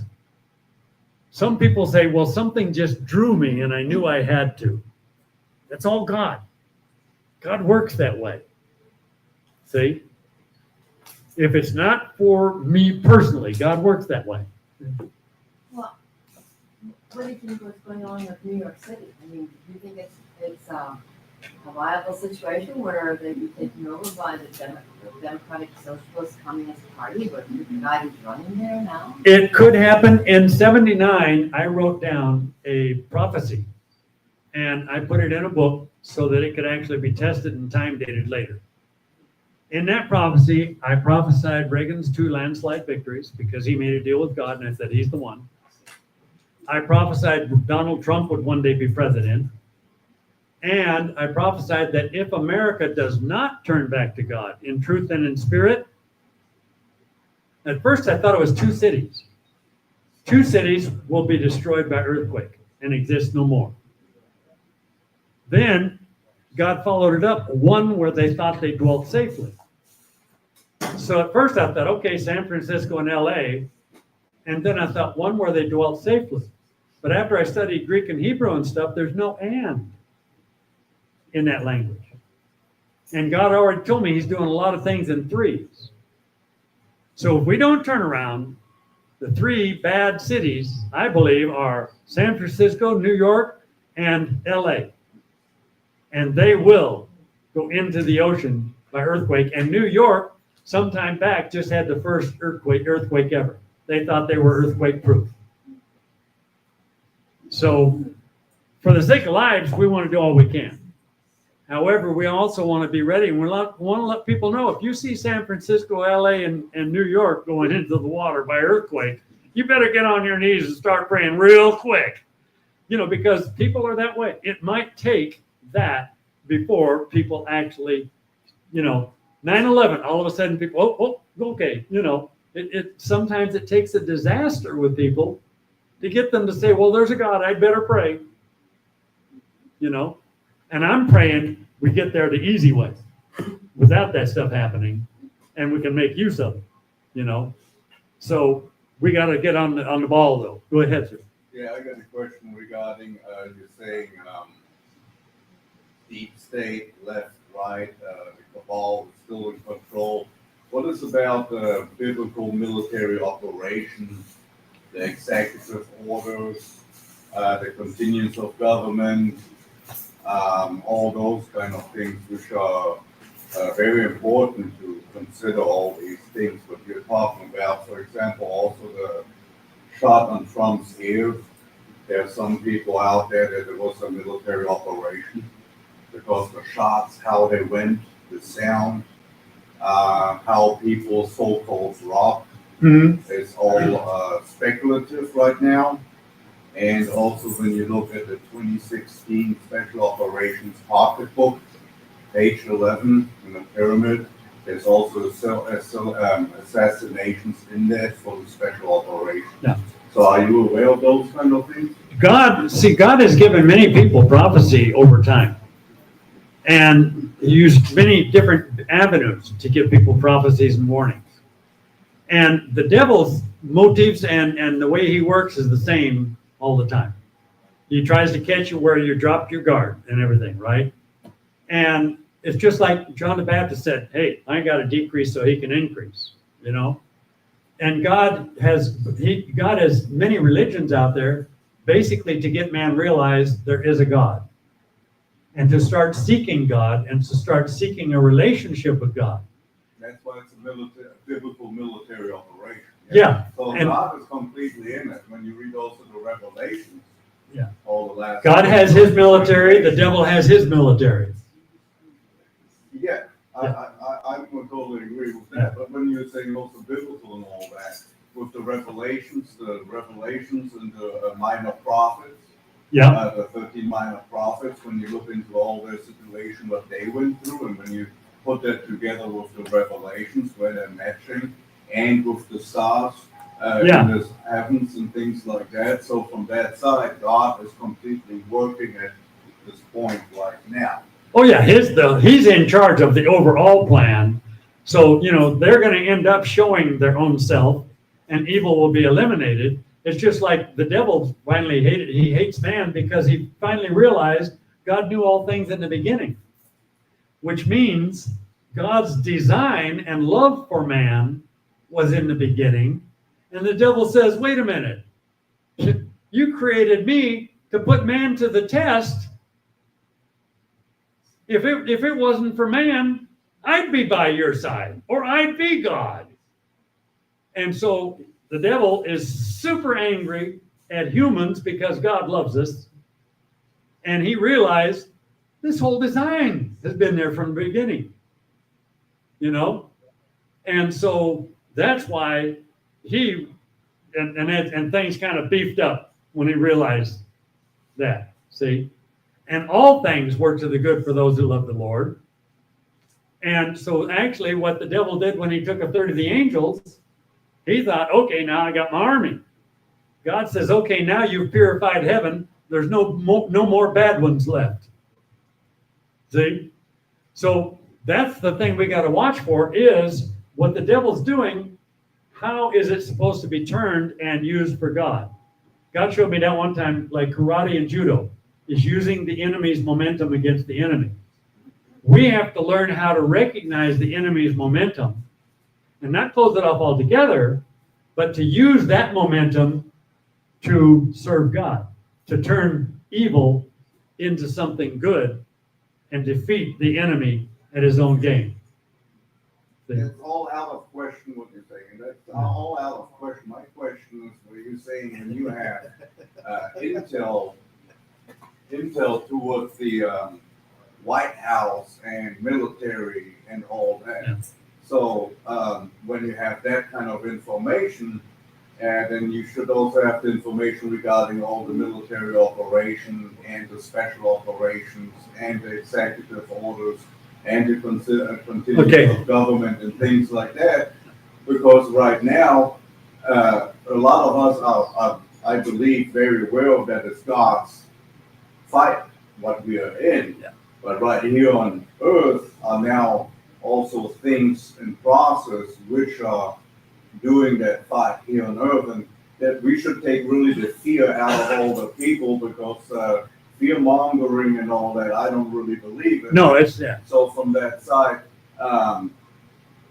that they're still trying to do a whole lot of things. That is, when you look at all the news and everything that is coming through the ticker right There's now, still fear mongering. You see with the military going in there, with the financial and all that. That's all in an operation from like 2016 starting to now. Yeah, see, and it's like a diamond with many facets. Okay, there are many facets to their operation, and they will move from one to the other.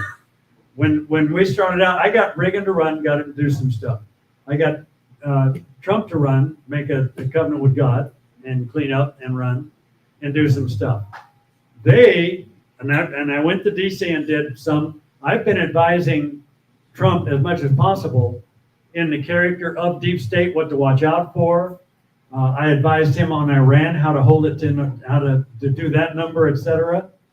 They have been working like crazy to cut off my messages to Trump, cut off his messages to me. I've got texts from him and stuff. Are you getting all my messages? And his gear has been down. My gear has been down.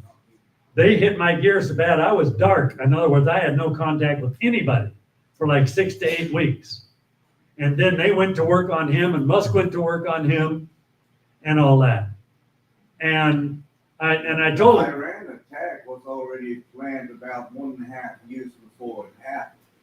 Okay, so there's already in different military papers all the operation already what is in Israel, and there's already. I'm the one that told him how to handle that stuff back when the first plane was hijacked in '68. I gave him that whole complete plan how to deal with those people in '68. Okay. So how to do it has been there since 1968. They just haven't been doing it. Okay. And I told Trump, These guys did it the DC way, and see, deep state has been kind of like training and working with Washington like Pavlov's dog. They have been conditioning the American public like Pavlov's dog. See, so that they get this reaction every time they do this. They're using the fear mongering that way, and they're trying to make every one of us Pavlov's dog. We'll salivate when they want us to, you know, etc. See? And that's what we've got to see through. And we got everybody pray that, because I told Trump, I said, especially with AI, I didn't want to be in DC, but I told now I'm trying to, I said, you know, I better get there. But they've been interfering big time, and they don't want me in DC. What about the galactics that Eisenhower and MJ-12 made agreements with, and supposedly the galactics are helping Q team, and we are on the we have the upper hand. Well, a lot of the stuff that's been developed over time that we can use, etc., they will, MJ-12 themselves, this is what they did. They had 4 generals who were good guys, respected by Eisenhower.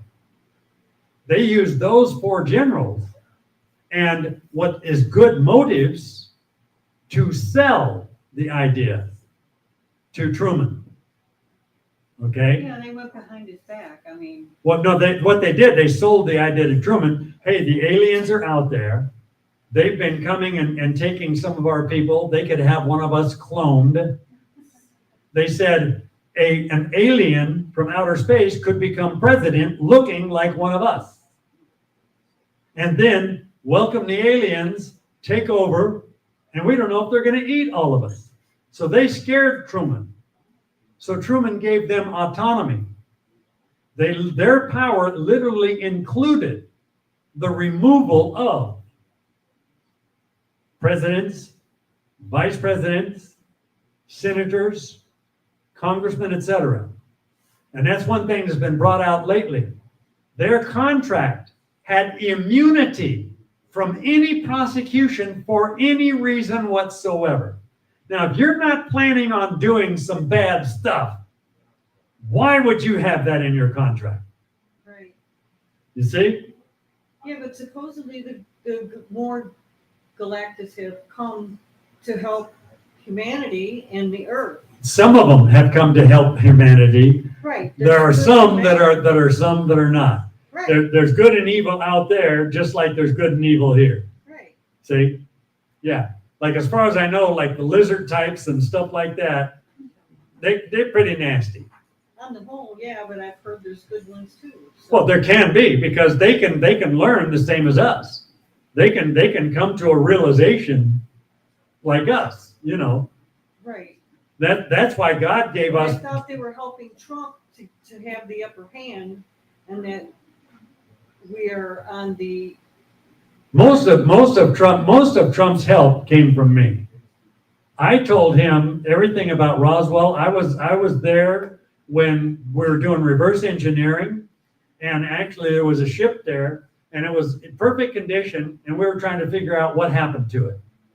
Okay? And so we're outside. All of a sudden, the ship comes about 3 feet off the ground. Everybody runs in. And there was this kind of like it looked almost like just a block, like a plastic block, synthetic block that you could sit on. There's this square, boom, boom, and about it was about, you know, maybe about that high off the floor, right? And so we all go in, and they're like, "What'd you do? What'd you do?" He says, "What do you mean?" And he's sitting there eating his lunch. "Just now, what'd you do?" "I opened my lunch to eat my lunch." And so they said, "Okay, the last 10 minutes, take us through every single thought, every single action, everything." He said, "Well, I was trying to get this equipment to work here and everything like this." And he says, then it was lunchtime. And I thought, boy, you know, if we can get this thing working, we could have a really great weapon. And great for space exploration and everything. He said, I sat down on this block and I opened my bag for my lunch. He says, I thought, man, if I could just get this thing to hover for a little while. When was this? Is that in the 50s? No, that didn't happen until that was like, let's see, I did stuff with that until about 80 in Reagan's time. I don't remember if Bob Lazar was there at the time or not, but it was close to like Bob Lazar time. I'd say somewhere between 78 and 82 or something like that. Okay. So, think that again. And he did. We found out that block is the fuel source and it's how the thing moves. As fast as a person can think sitting on that block, that ship will react. Right. And it's like the thin foil stuff, it gets like it's more like a conductor, and it conducts kind of like an electronic field force. So that force field, it's like they had the jet that they made a race car out of, and it went off of the salt flats one time, and the guy went all the way, and he went through about 3 or 4 telephone poles, and then it looked like kind of like a plane, and it was sticking in the water with the tail sticking up, and they got the film from it. That when that thing hit those telephone poles, the telephone poles were exploding this far in front of that jet. That jet race car did not have a mark on it because the speed created such a force field in front of it that it was going through that stuff, not being affected. Have you ever seen Walking with the Tall Lights? I don't watch a lot of those films because God had me not watch them because they would claim I'm the product of the films that I've watched. God wanted me to be completely and totally original. He doesn't watch videos. He doesn't follow social media. Okay. He's a little bit No. here and there. Yeah, it was- but I post on social media from time to time. I don't watch anything where they could say I was influenced by it. Okay. All of my stuff is original, eyewitness, experience, testimony, analysis, things God has shown me and everything. Okay. so ask him your question. Yeah, Beat him up. It was, we got a question back there too, but we're doing. John F. Kennedy Jr. Is he alive or not? JFK Jr. Is he alive? JFK Jr., there's a possibility he is. He got into some stuff.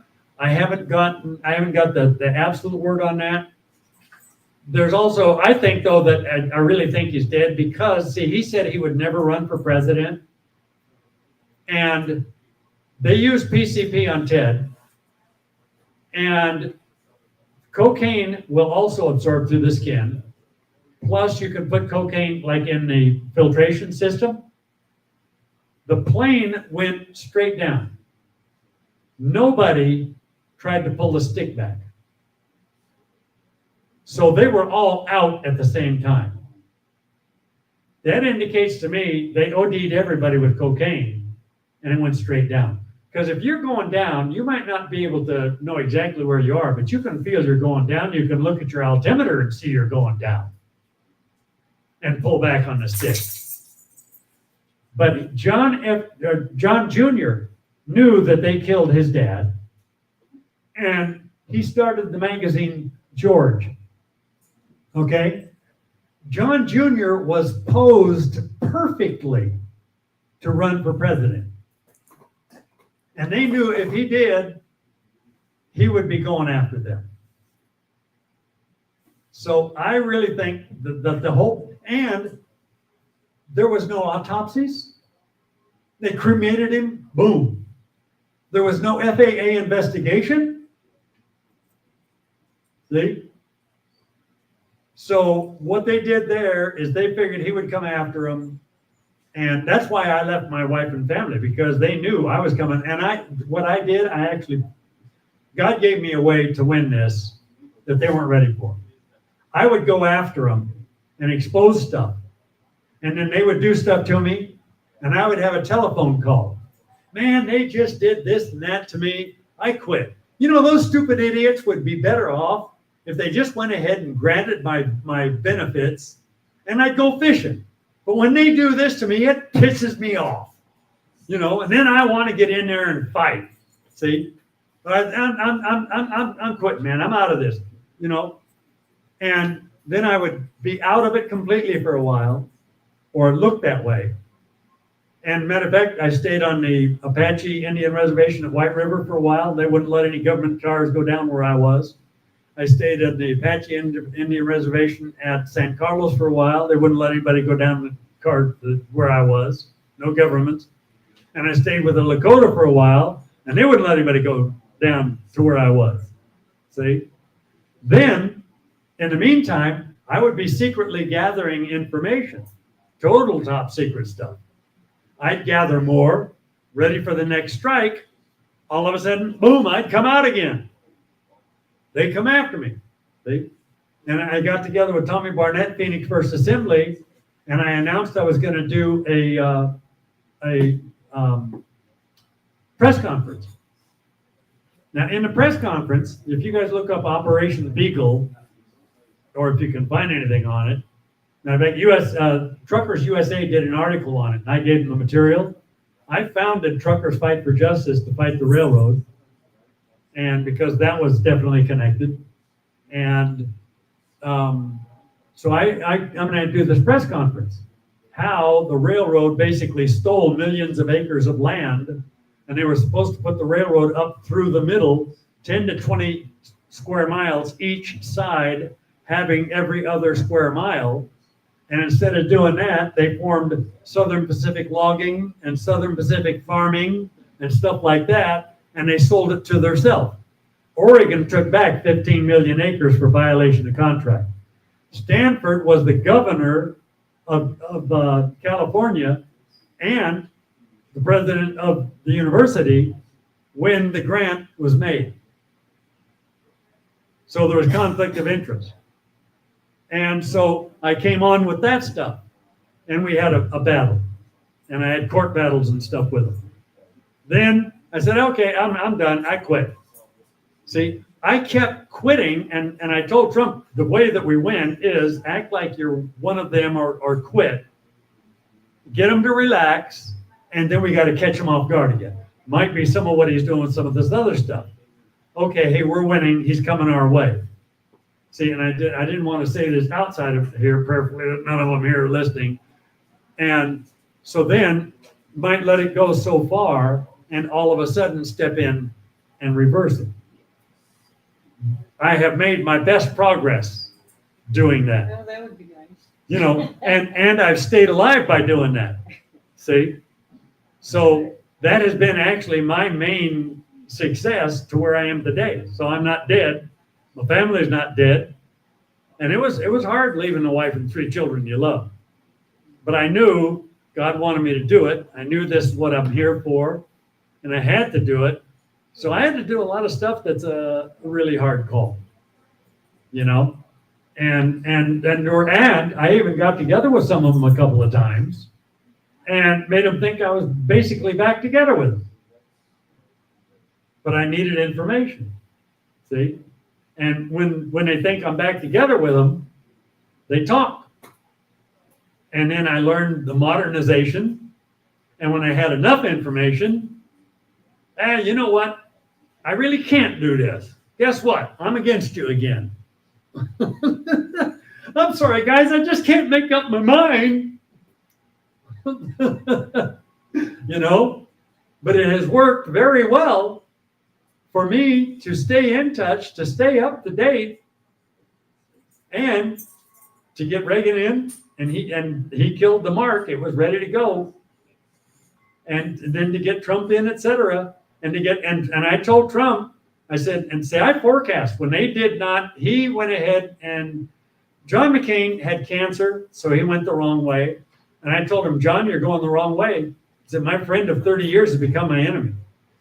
And I even told Tom McCann, I said, your boss has got me pissed off. But it was his brain. I was glad to hear that it wasn't him, it was his brain cancer. Not because he's gone, but because it was like mitigation of what he did. because he did some bad stuff toward the end. And the thing is, in DC, nobody wants anybody prosecuted because they're all afraid they'll make a mistake and get prosecuted. So I'm trying to get together with Trump again, because the argument is, if they make a regular mistake, like legislation or whatever, they can do everything they can to make up for it, as long as they didn't steal $1 billion or $1 million or trillions like the rest of them have done. I said, but embezzlement and fraud and stealing money, and especially treason, no forgiveness. You made a mistake, a little forgiveness. But it's got to be a mistake that's in the forgiveness territory. And stealing trillions from the American people and all this other stuff, treason, is not in the forgiveness territory. That's in the must be prosecuted territory. Because why did we not have treason for a while? We didn't have treason for a while because everybody knew that's why they hung Benedict Arnold. Right. Well, is it true that they're taking people to Gitmo and dealing with all this stuff behind the scenes? They were supposed to take people. They've been interfering with me a lot. My last recommendation was to start taking some of these people to Gitmo and having treason trials and hang them. And then when people come in, tell them, hey, you serve the American public, you do a great job, it's all great. If you commit treason, here's where you go. Yeah. He's a perfect military intelligence guy. He doesn't quite answer your question, does he? You didn't answer her question directly. How so? Ask your question again. Well, are they taking these taking people to criminals Gitmo? Oh, What well, you said is you suggested they take people to Gitmo. yeah. Okay, I'm sorry. Yeah. Oh, I didn't finish it yet, is why. Okay. Okay. I got interrupted. Sorry. So anyway, so that, that's where I am solid. Okay. In the last, well, matter of fact, since January, I have been, all my phones knocked out, all of my computer stuff knocked out. January, most of, I think it was about the second week of January, I was dark for like 8 weeks. I come back on, okay? I have got a 50,000 emails and messages backlog. And it's just me, no staff. So I'm working 20 to 22 hours a day trying to filter through these for anything important, right? So I get some important stuff and I send that. Elon Musk comes on, right? Hey, Noel, hang tight, man. We're going to get you some help. It's on its way. Did you get my package yet? No, I just got all my gear knocked out and everything, right? So now I'm looking for some help. They hit my home with 2 tornadoes and a microburst. Didn't hit the neighbor 60 feet this way, didn't hit the neighbor 60 feet that way. Came down, hit me, didn't even cross the road. After it hit me, they went up and out. And they were weaponizing weather when I was in. I told them, you're going to mess everything up. Okay? So I know it's weaponized weather, so I try to get a message to Trump. And then Trump says, well, did you get my last number of messages? How many did you send? I've sent you about 24 of them. I've been trying to call you. I've got stuff. I tried to call you. Are you there? My son gets a hold of me. Now we're going into March. Dad, what's going on? Well, why? What do you mean what's going on? He finally got a text to me. And I tried to get a hold of him. Where are you? And so he gets a hold of me, finally gets through. He says, Dad, I've been calling, and it says your phone is not receiving calls right now. See, they can get in and make stuff look bad. Musk is working whereby he wants to make it look like I am being neglectful. So he can try to take over. I go through 4 months of this. So we got January, February, March, April. So in April, matter of fact, it was after Easter. I went to DC for Easter, and I went there to try and get some messages to him. And I've got a secret that I can't really tell you because I got a couple messages to him. Hopefully it's still open. If I say anything about it, it'll probably get out and it'll get shut down. But because see, familiar spirits will also work in this kind of stuff. You could say something and somebody might say what you said, and it wasn't really God or doing something or whatever, but familiar spirits do that. And that's why sometimes, like some of these people that are serving evil, you've got a diamond in your drawer and you need to bring it to me. That God doesn't do that, but a familiar spirit will do that to try to get you to give your wealth to Satan, to a fake or a phony. See? And so then I tell him, I says, hey, Musk, it's been 4 months. I said, if that stuff has been delivered, it wasn't delivered to me, it was delivered to the wrong address. I get a message back, well, no, sir, actually, it's still here with me. I said, it's still here with you? He said, yeah. He said, I got a better idea. Why don't you come to work for me, work under me for Doge, and I will cut you a check within 24 hours. And I blasted him. I said, you evil SOB, you claim to be good, you claim to be doing good stuff. You know I'm going through hell on earth here. I don't have a staff. I don't have a bunch of people. And then I said, you're sitting there, has our message arrived and all that, and has the package arrived? You tell me you're giving me a brand new white Tesla and everything. And now you tell me it's all with you. And to get it, I'm supposed to go to work for you. I'm not supposed to be a personal #1 advisor to President Trump anymore. You take that position and I work under you. I said, that's evil. I said, I know who you are now. I said, you're doing stuff for Satan. And I blasted him. And I told him, I said, you dang well better straighten up, because I tell you what, I said, I'm praying and God will take your butt out. And that, as far as I'm concerned, and that's why before we end the night, I want to pray and basically turn his flesh over to the devil, that his soul might be saved. And if his soul isn't going to get saved, get him out of there quick. You know? Yeah. And because he is, I mean, that and Bitcoin could lock it down overnight, where now nobody can buy or sell unless they got the mark. You know, and that's where gold and silver comes in hand, because we can trade for a while, or diamonds, or emeralds, or rubies, and stuff like that. You know, so I'm advising people to save stuff you can trade with, because if they shut down the monetary system, we could still trade gold, silver, diamonds, rubies, gems, emeralds. Well, if they take out the SWIFT system, they're still going to have ISO 222, right? Well, see, there's going to be different stuff. They've got, well, Deep State has backups for, you know, if this fails, and that's what I tried to tell DC. Deep State has contingencies. They had a contingency for him winning when he won the first time. And that's why I told him, I said, you need to start prosecuting now, because they've got contingencies. I said, they're going to sit there and try to influence as much as they can, and then they're going to come back stronger. And I said, they're going to come back with more hell. And that's what they did. And I told them, I said, watch out, they're going to steal.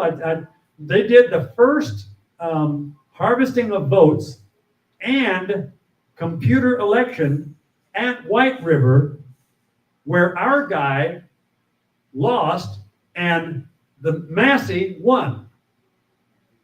And we showed the court that they had 24 votes they won by. 18 were dead.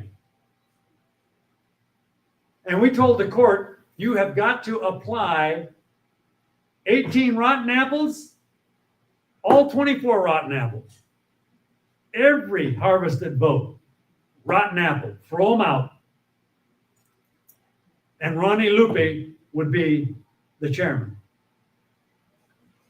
And Massey got in there, made deals with the government and stuff like that for the American Indians, for the Apache there in White River and all.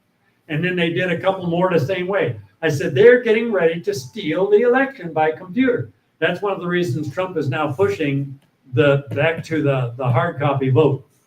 And I said, we need the hard copy vote, and nothing can be destroyed until after. If there's any questions, every question is completely and totally investigated by an independent group. And the public has got to see all of it, see what was done, see everything, totally open. See, and that's why he's trying to get that done. But I've been cut off. So right now, I don't know anything as far as what the whole skinny is from January to now. And that's why I started doing this stuff, because then this can get around. And I'm trying to send messages to Trump. And I said, hey, I'm going to be here today. If you get this message, try to make it. We're going to be in Florida. Well, I'm going to try to get a message to him there and see if he'll show up in Florida. Because I'm sending messages, and my future, I get together with him again, my future is going to be, it's going to be him and me face to face. And if supposedly Musk is talking to me, or the head of the Senate, or any of that stuff, it's going to be face to face. Because with all of this AI stuff now, I'm not believing anything.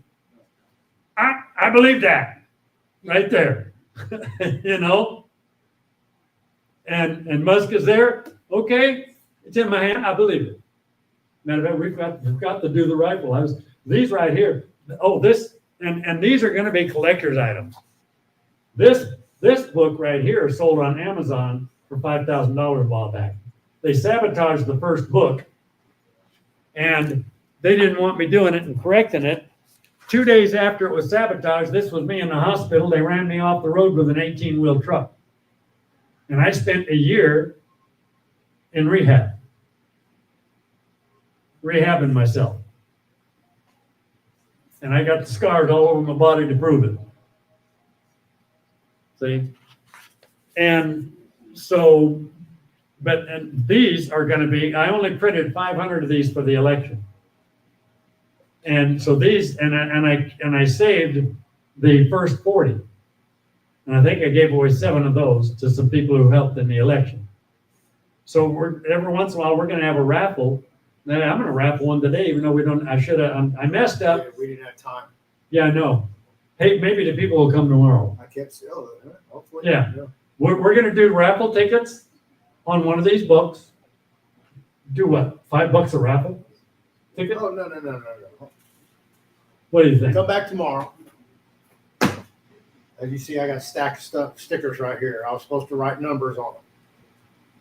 Problem started when I woke up this morning and went to take a shower. There was a puddle by the toilet. And I said, hey, look like the toilet's leaking, be careful. So then I come out. My Brave browser is completely blank. I mean, I can't even open a tab. I can't even see anything. I'm like, what's going on with that? So that's what I've been digging with this whole time while he's been talking. And so I got it semi-straight. So that everything was prepared for me to talk tomorrow, all laid out, ready to go. So I was dealing with that, dealing with the flood, came here, tried to set up. So I didn't have time to get everything set up as I wanted to. I had to go back and check on the hotel room because it's still a wreck. I had to go change clothes. Half my clothes got wet. Oh, wow. Yeah, it was just crazy day. So if you do come back tomorrow, I'll tell you what, how do I air it? 1, 2, 3, 4, 5, 6, 7, 8, 9, 10. You all get free books outside. Yay! Yeah, that's it. For being here. That's your book? Yeah, dude. Yeah. Yeah, matter of fact, let me get mine right now. How's that?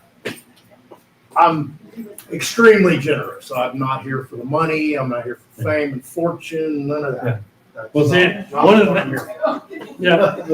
things I want to do too is I'm going to raffle some of these collector's item books. But every penny of what comes off these collector item books is going to go into the fight. I put not 1 penny in my pocket. When I gave this book to Kindle eBooks, they wanted $29.95. I said, I won't give it to you. They said, how much do you want? Don't price it too high. They said, it'll be hard to sell. I said, no. I said, you don't understand. I said, I'm not doing this for money.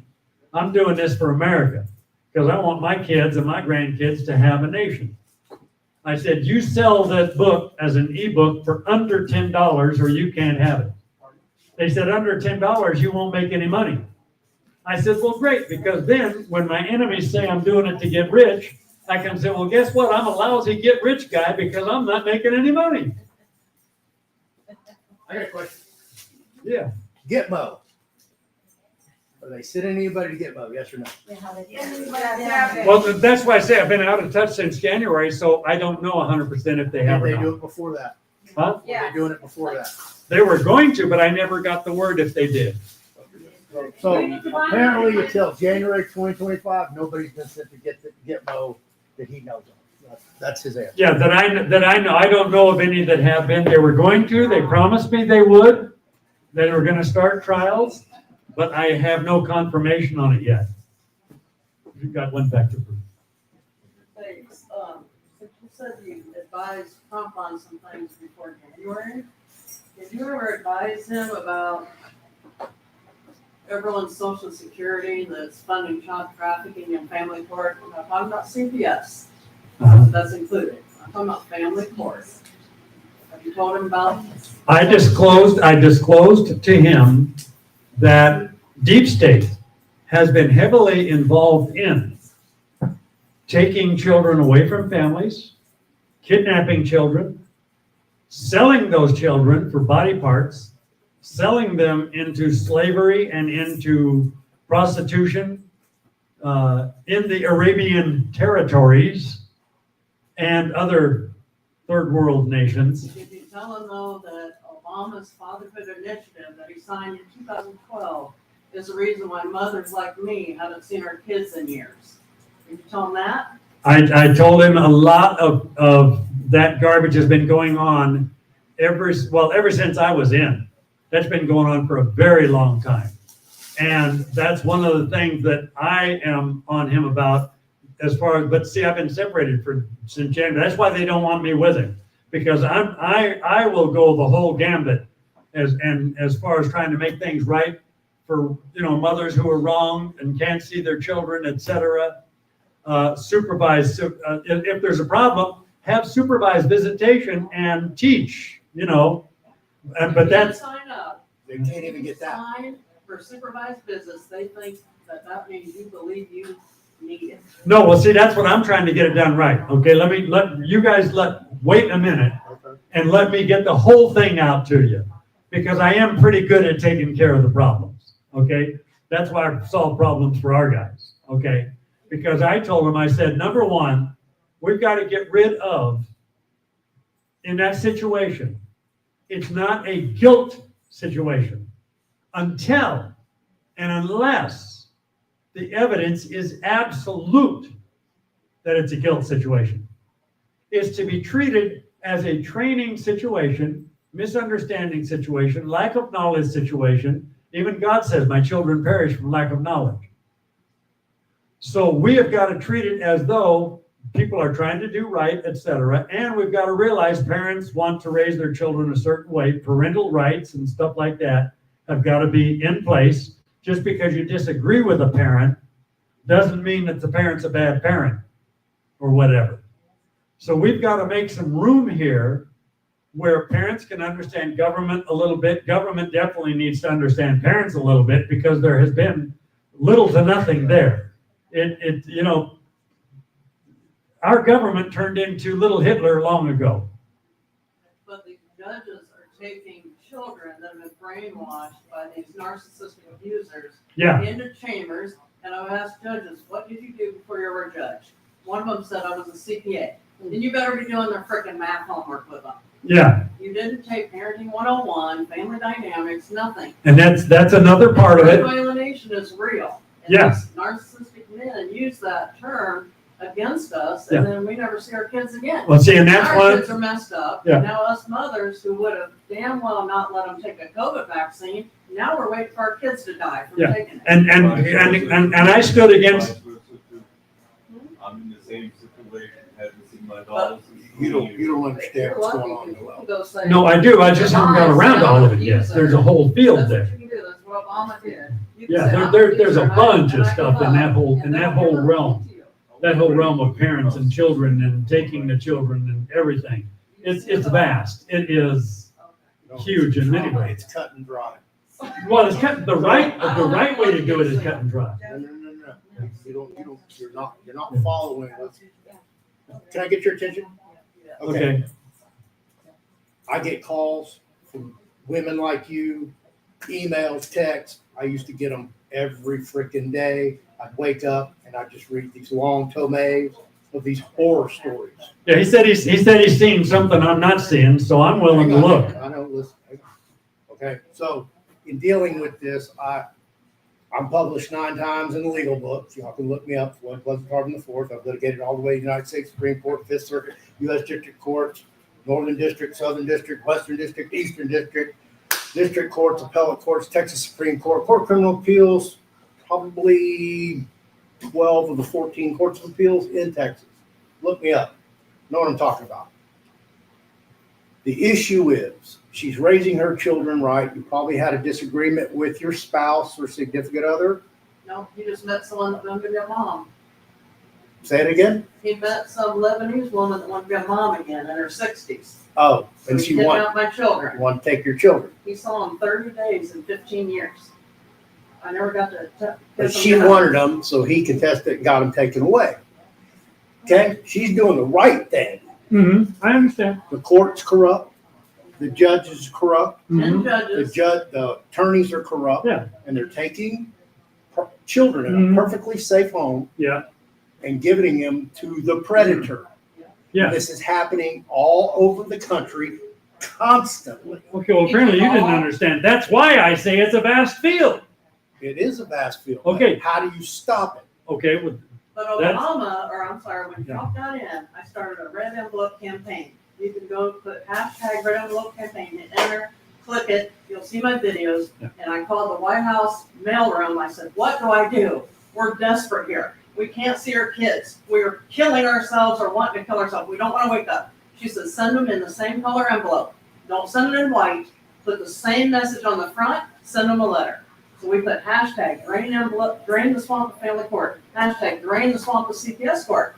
Well, he did. He took $35 million from CPS immediately within 6 months. And right after that, they hit him with Russia collusion and everything else. I think he was going to help us. Do I trust Trump? No, I don't trust both sides anymore. yeah, Why the yeah, hell isn't he helping us? okay, I don't give a shit about the border. Yeah. I wanted to see my kids. They're taking ours and it's Title 4G in family court, E for CPS, and guess what? It creates Title 4B and connects those kids at the border with their families when they get released from jail. That's straight from Chuck Grassley, my old Iowa senator told me that. And I said, how much is Obama's fatherhood initiative? How much were my kids worth to the county? He says $5,000 federal dollars. They got Shit, minimum more than that. $5,000. They made 20 grand off your 4 children. Yeah. I said, what about the Sustentative Trust off my birth certificate when I walked in every damn time? And he says, I don't know about that. I said, oh yeah, you do. You know damn well my name in all caps is not me. And I want to know how much they made off this. yeah. Who is it? The comptroller? I'd like to ask Mr. Huffines, who thinks he's going to be a comptroller, about this, but they made money hand over fist over this. $90,000 per child Yeah. in North Carolina. Well, CPS, I heard, is 85 to 90,000. Yes. Then they get 10,000 more for kinship care. Yeah. Yep. Because they'll write something bogus about grandma and grandpa. Mine's family court. And I asked Grassley, why is mine family court? He goes, because your children are too old for foster care. And they love long-headed, blue-eyed Okay. kids. Okay, If you let look me, at any yeah. crime in the When- neighborhood, when- Facebook, they're yeah. all blondes. What was the date that they took the money away from CPS? That was the first year he got in, the first time. Well, the first time, Yes. First time. okay. 35 Okay. billion. Oh, what deal did, I was And then he looking created, for, he wrote created the Buchanan Oh. law right after that. okay, well, see, there, and he got sidetracked the first time, big time too. There, though, what we can do as people, do you remember they had the, what'd they call it? They had the property tax law that they got through where they couldn't keep raising your property taxes and that. It had a name, Proposition 13 in California. Okay. there's some of the areas that I want to also get all of us moving in, because we can get people initiatives going, because you've got court-made law, you've got legislated law, and you've got people-made law. People of America have the right to make a law. And Where it happened with Prop 13. It happened with Prop 13. it had to be voted on. Yeah, but that's what we do. And I mean, That's one thing. but You got to get it on the ballot. I got to go one at a time. I know, but you got to get it on the ballot. It's not like we can make law. No, let me explain. See, you got to quit the microwave, man. Okay. I can't microwave an answer and here it is. God. So anyway, the same that they did with Prop 13. It started with an initiative and they got it going. Okay. Start having meetings with all of the problem areas and then get legal help legal help on how to word it. Like he knows law. I know some law. Get some people who can help on our side on how to word it. And then we get it passed as a people initiative. And we'd have to do it basically state by state. But something like that is worth doing. See? You know, it's just so sad though that the higher ups, Trump and so forth, know about this. I know, And I hear what you're saying. Yeah. That we need to go grassroots and build up. And if But they Trump- already know. if Trump knows- Okay, yeah, but here's the if he reason does I'm here. know, Okay, see, I'm not doing it because of the knowing. I'm doing it for the power shift. But if Trump knows, But Trump all knows. these high ups know, I've told them, like Grassley knows. I know. Senator Ernst knows, that is called misprision of felony. Okay, let me Now explain. this is Yeah, let me law. explain this part. They need to be Okay, involved. walk with me a minute. Walk with me a minute. Okay, let's not jump ahead. Just walk with me a minute. Okay. So yes, they know. All right, but they're in power. They are so Pavlov's dog trained that almost the only thing that DC understands right now is power. And they are so DC and Pavlov's dog trained with deep state. They'll threaten one another.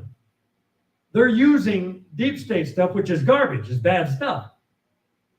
But if we could get a people movement going and get a law like that through and tell the people, this is how we got to do it from now on, then we tell DC, if you don't get it right, we're going to get it right.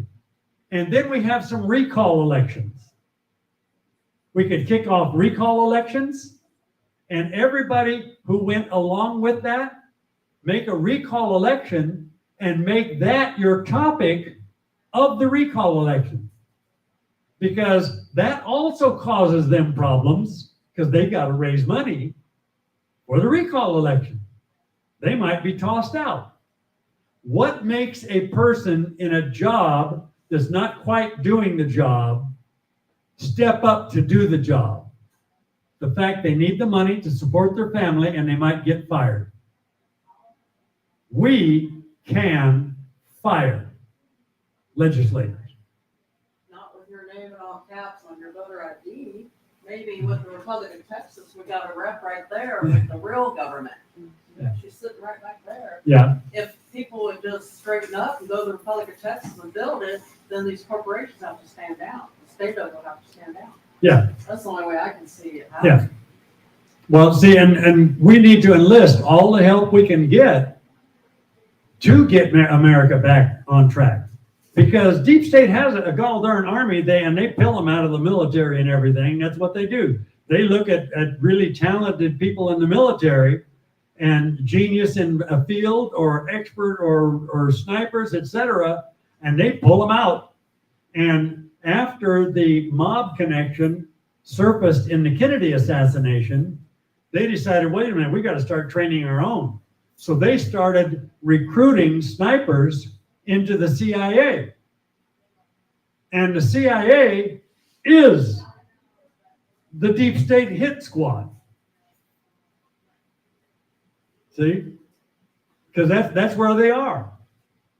And then the other CIA guys, or there's other CIA people there that are there to try and keep that psychology going. You know, so they've been placing people. And the thing is, we've got to go to work. There's no easy way about it. I go at my place like 20, 22 hours a day, get a couple hours sleep, and I'm back at it, you know. But we've got to basically we've got to find our allies.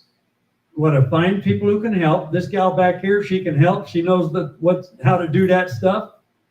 You know, she'd be a great lady to help. And what I'm telling everybody is a legislator, let's say she wants to be a legislator. If she is in this to help people and for God and country, then she's the kind of person we might want for the first female president. Well, we do have our first one. Her name's Donna Cartwright with the Republican of Texas. She lives right in Bedford. There you go. Well, The problem is, they don't think it's important enough about this. All they want to talk about is kids in the tunnel. Kids in the tunnel. yeah. And I'm like, okay, we all know this. I mean, well, not most of the public doesn't, but what about our kids that they come over from the board or whatever? Well, as a matter of fact, that brings up another point. See, the United States is a corporation. I know. Okay. But So- most people don't know that. Preaching to the choir. Yeah. Okay. Well, let me preach to the choir all the way. Okay. Can I preach all the way and get my whole thing out there? Go ahead. Thank you, because I had a better statement than that, and it just got defused. Okay. Now, here's the thing. The United States is a corporation. If we start moving among people, because I quit the corporation, I don't pay taxes. And they can't come after me for tax evasion. See? And I told, when they came to talk to me, I said, you want to come after me? I said, guess what? I can handle my own legal work, and I will sue you and all of your bosses personally and professionally. I said, the government will pay for the professional part, but you got to pay for the personal part. And I said, because you are trying to embezzle money from me, I did not know I was enlisting into a corporation, and I am not a voluntary member of the corporation.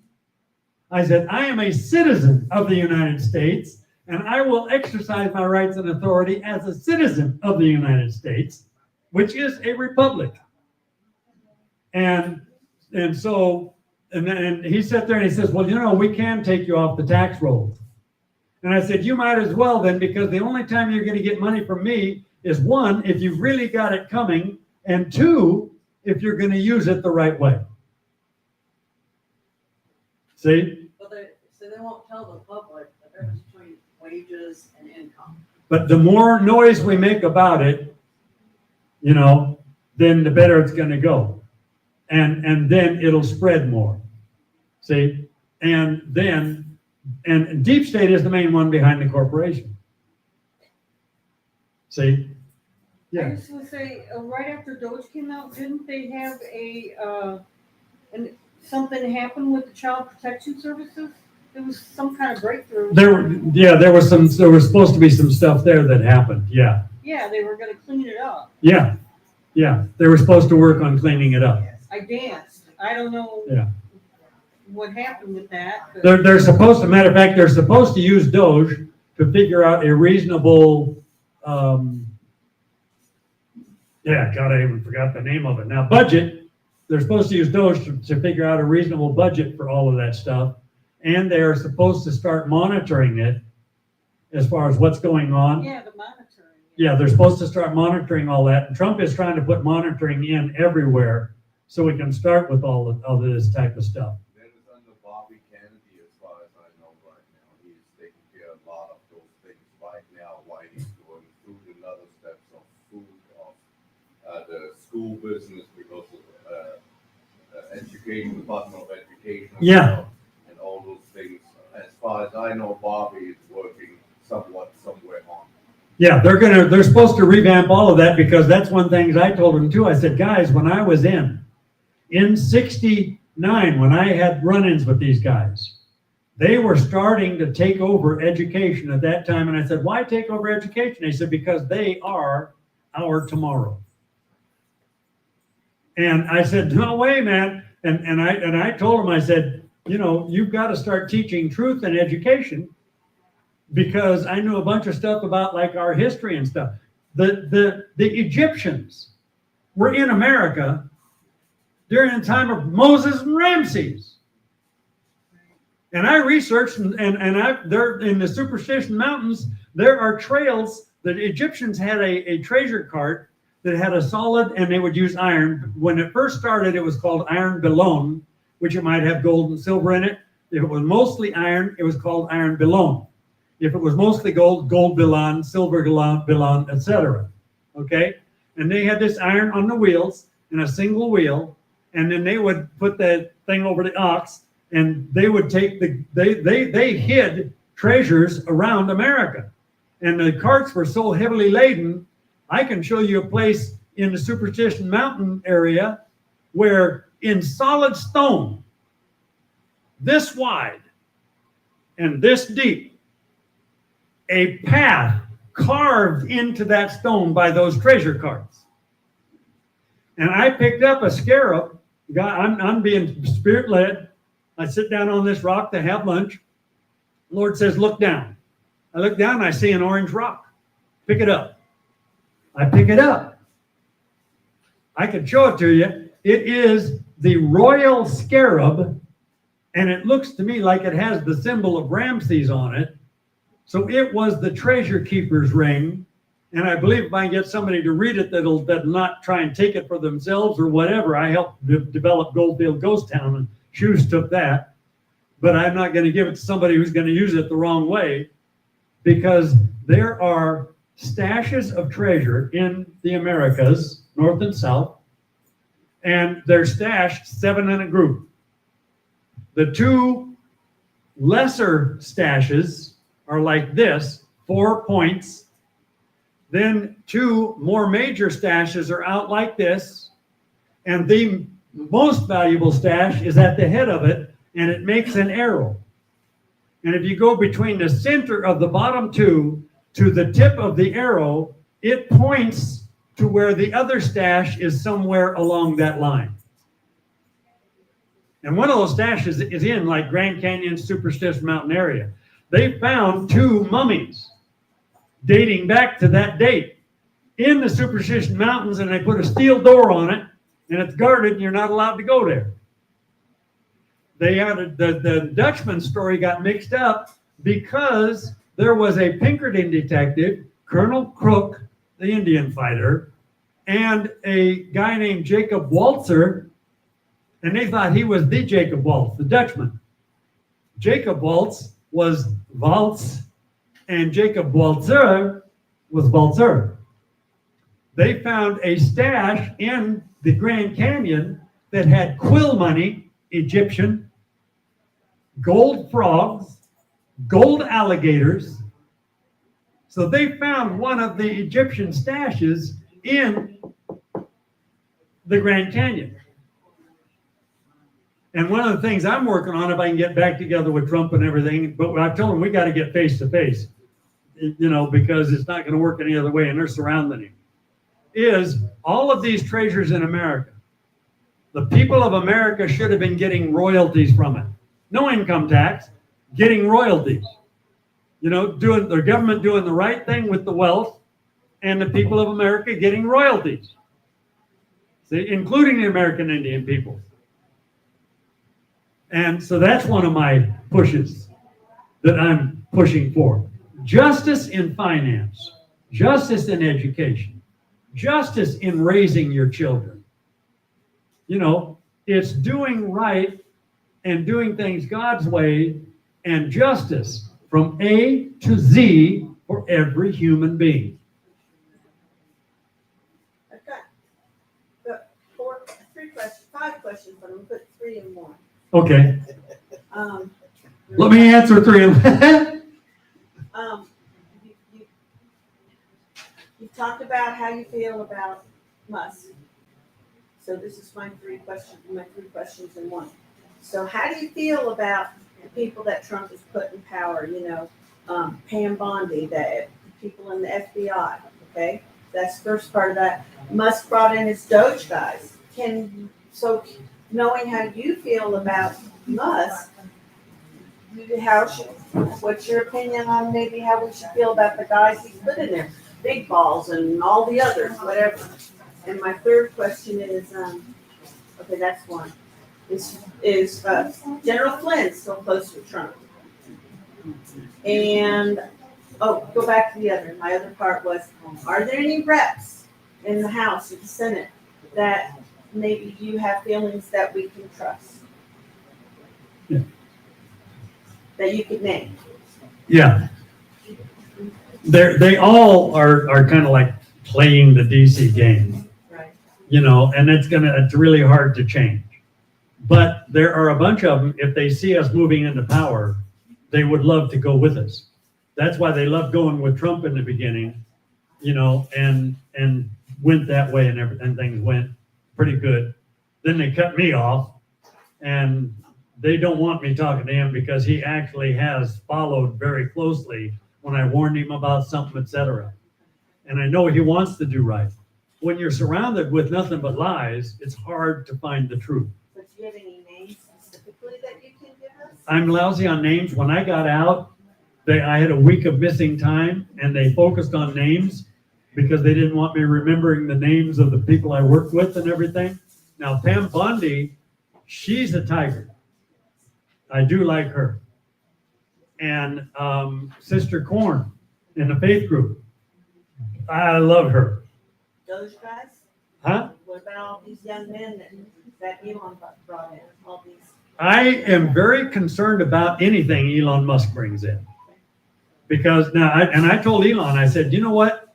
You come to me really and truly repentant with what you did to me. You show me another side and prove that the side's there. And I said, I'll consider something. But I said, right now, I look at you as a manipulative, control freak, totally benefiting yourself and not benefiting this nation. I said, you took advantage. We needed AI when he came in so we could find a lot of the wrong stuff.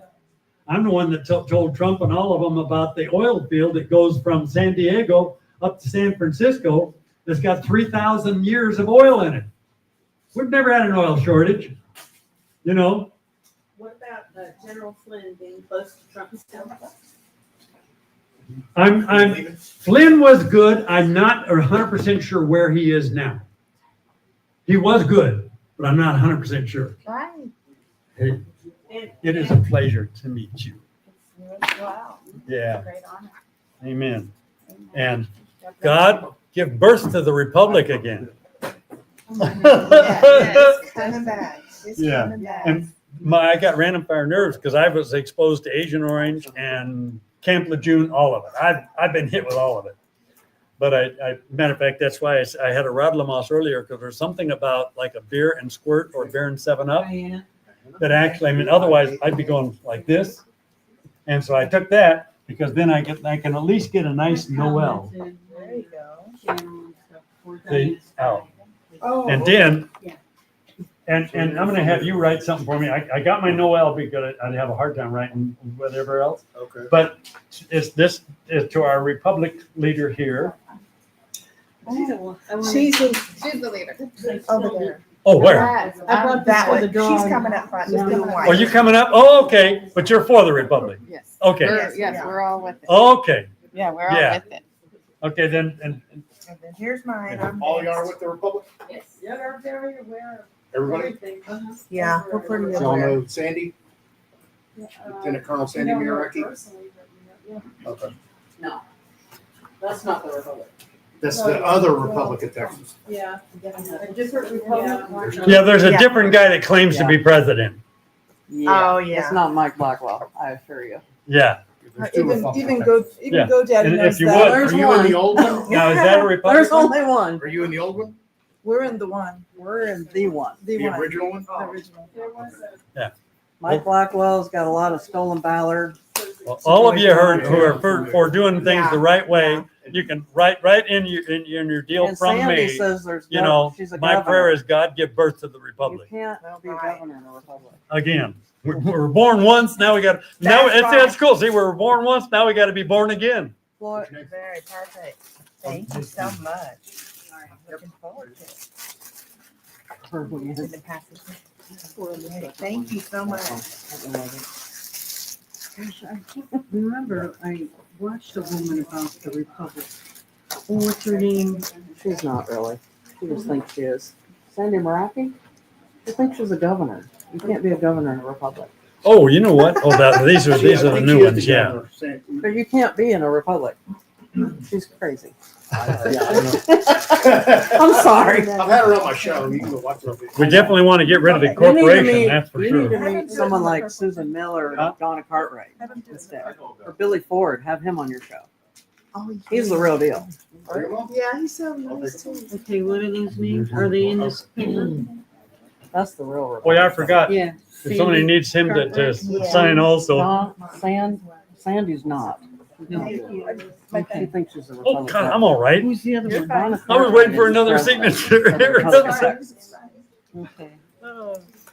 Does it go Su- state by Susan state? Miller is one of the chief justices. And Does it go I don't state know by why state? this is just coming out of my mouth. Uh-huh. I was a hospice nurse, and sometimes things come out of me. I let them come. I learned to do that. Good. Okay? Amen. Okay? Yeah. I'm just going to say this. You're a Trump whisperer. I'm going to call you a Trump whisperer. Uh-huh.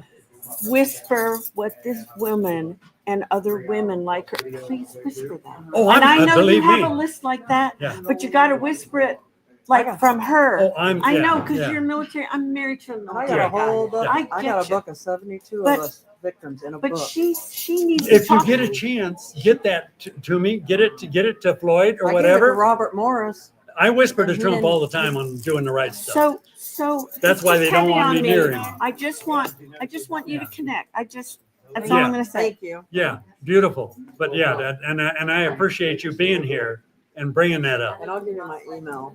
Yeah, okay, good. Yeah, and I post sometimes on Facebook. On Facebook, you can find me under Pastor Noel Benoist and also under Noel Benoist. So I And try- believe me, How will you remember her, the mothers at the hospital versus? just she can send me a thing and say, I'm that mother. Okay. Yeah. It just happens. No one can forget me. I'm usually at the Iowa State Fair right now. I believe you, but yeah. I march in the Iowa State Fair Parade every year, In typically, Iowa State. because there's 50,000 people there, and a lot of them are Texans. As a matter of fact, when she And sends people me run into the street Yeah. asking me to help. when she sends me that, I will make postings on it because I post what's the right thing to do all the time. So how can we find you? Your post? Noel, yeah, the name that's on the book, Noel Benoist.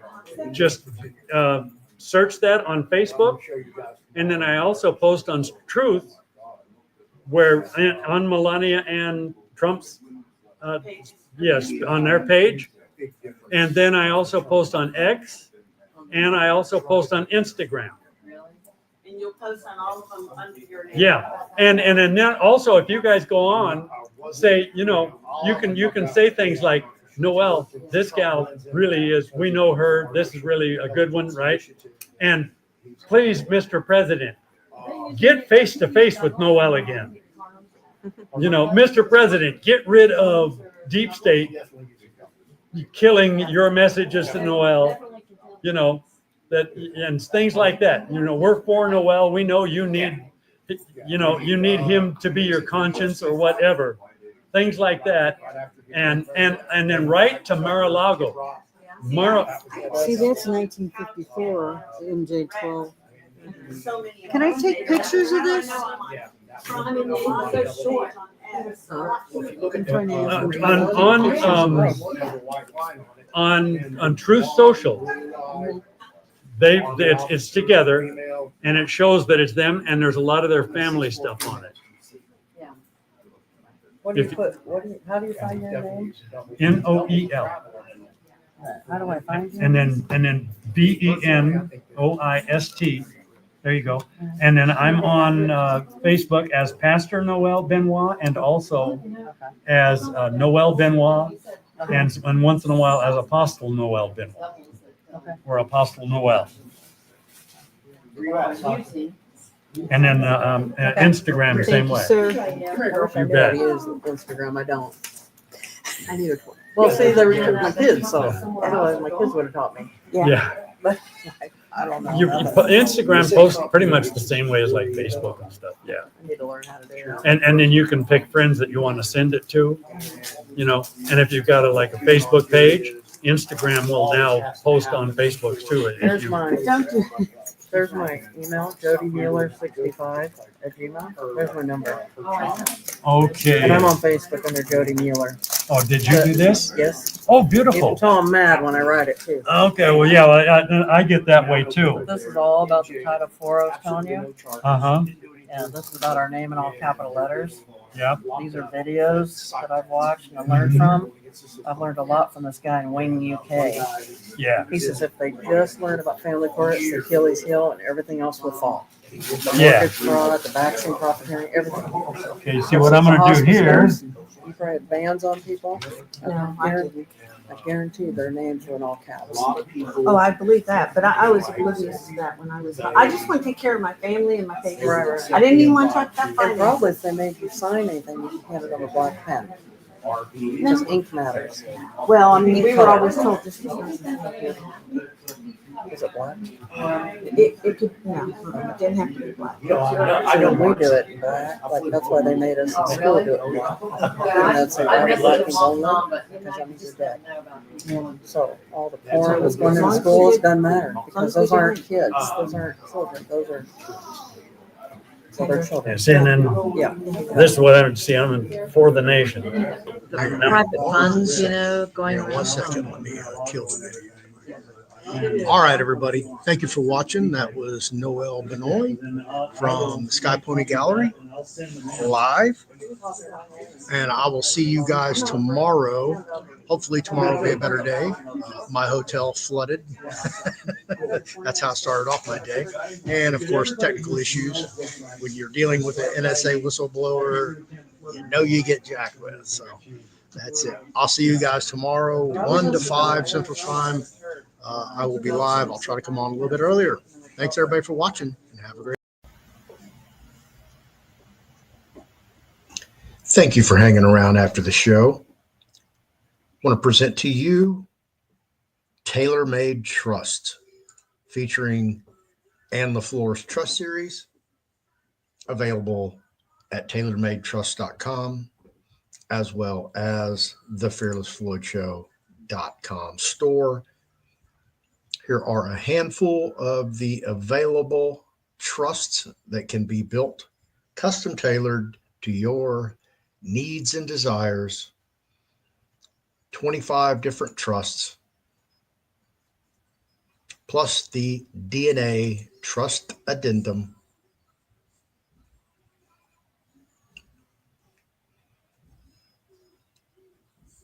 And as always, Ann LaFleur's classic trusts and ancillary classes, and also Ann's books on trust and specialty trust, which I also co-authored. If you'd like to get a class, a book, or have a trust custom built for you, always available at thefearlessfloydshow.com store.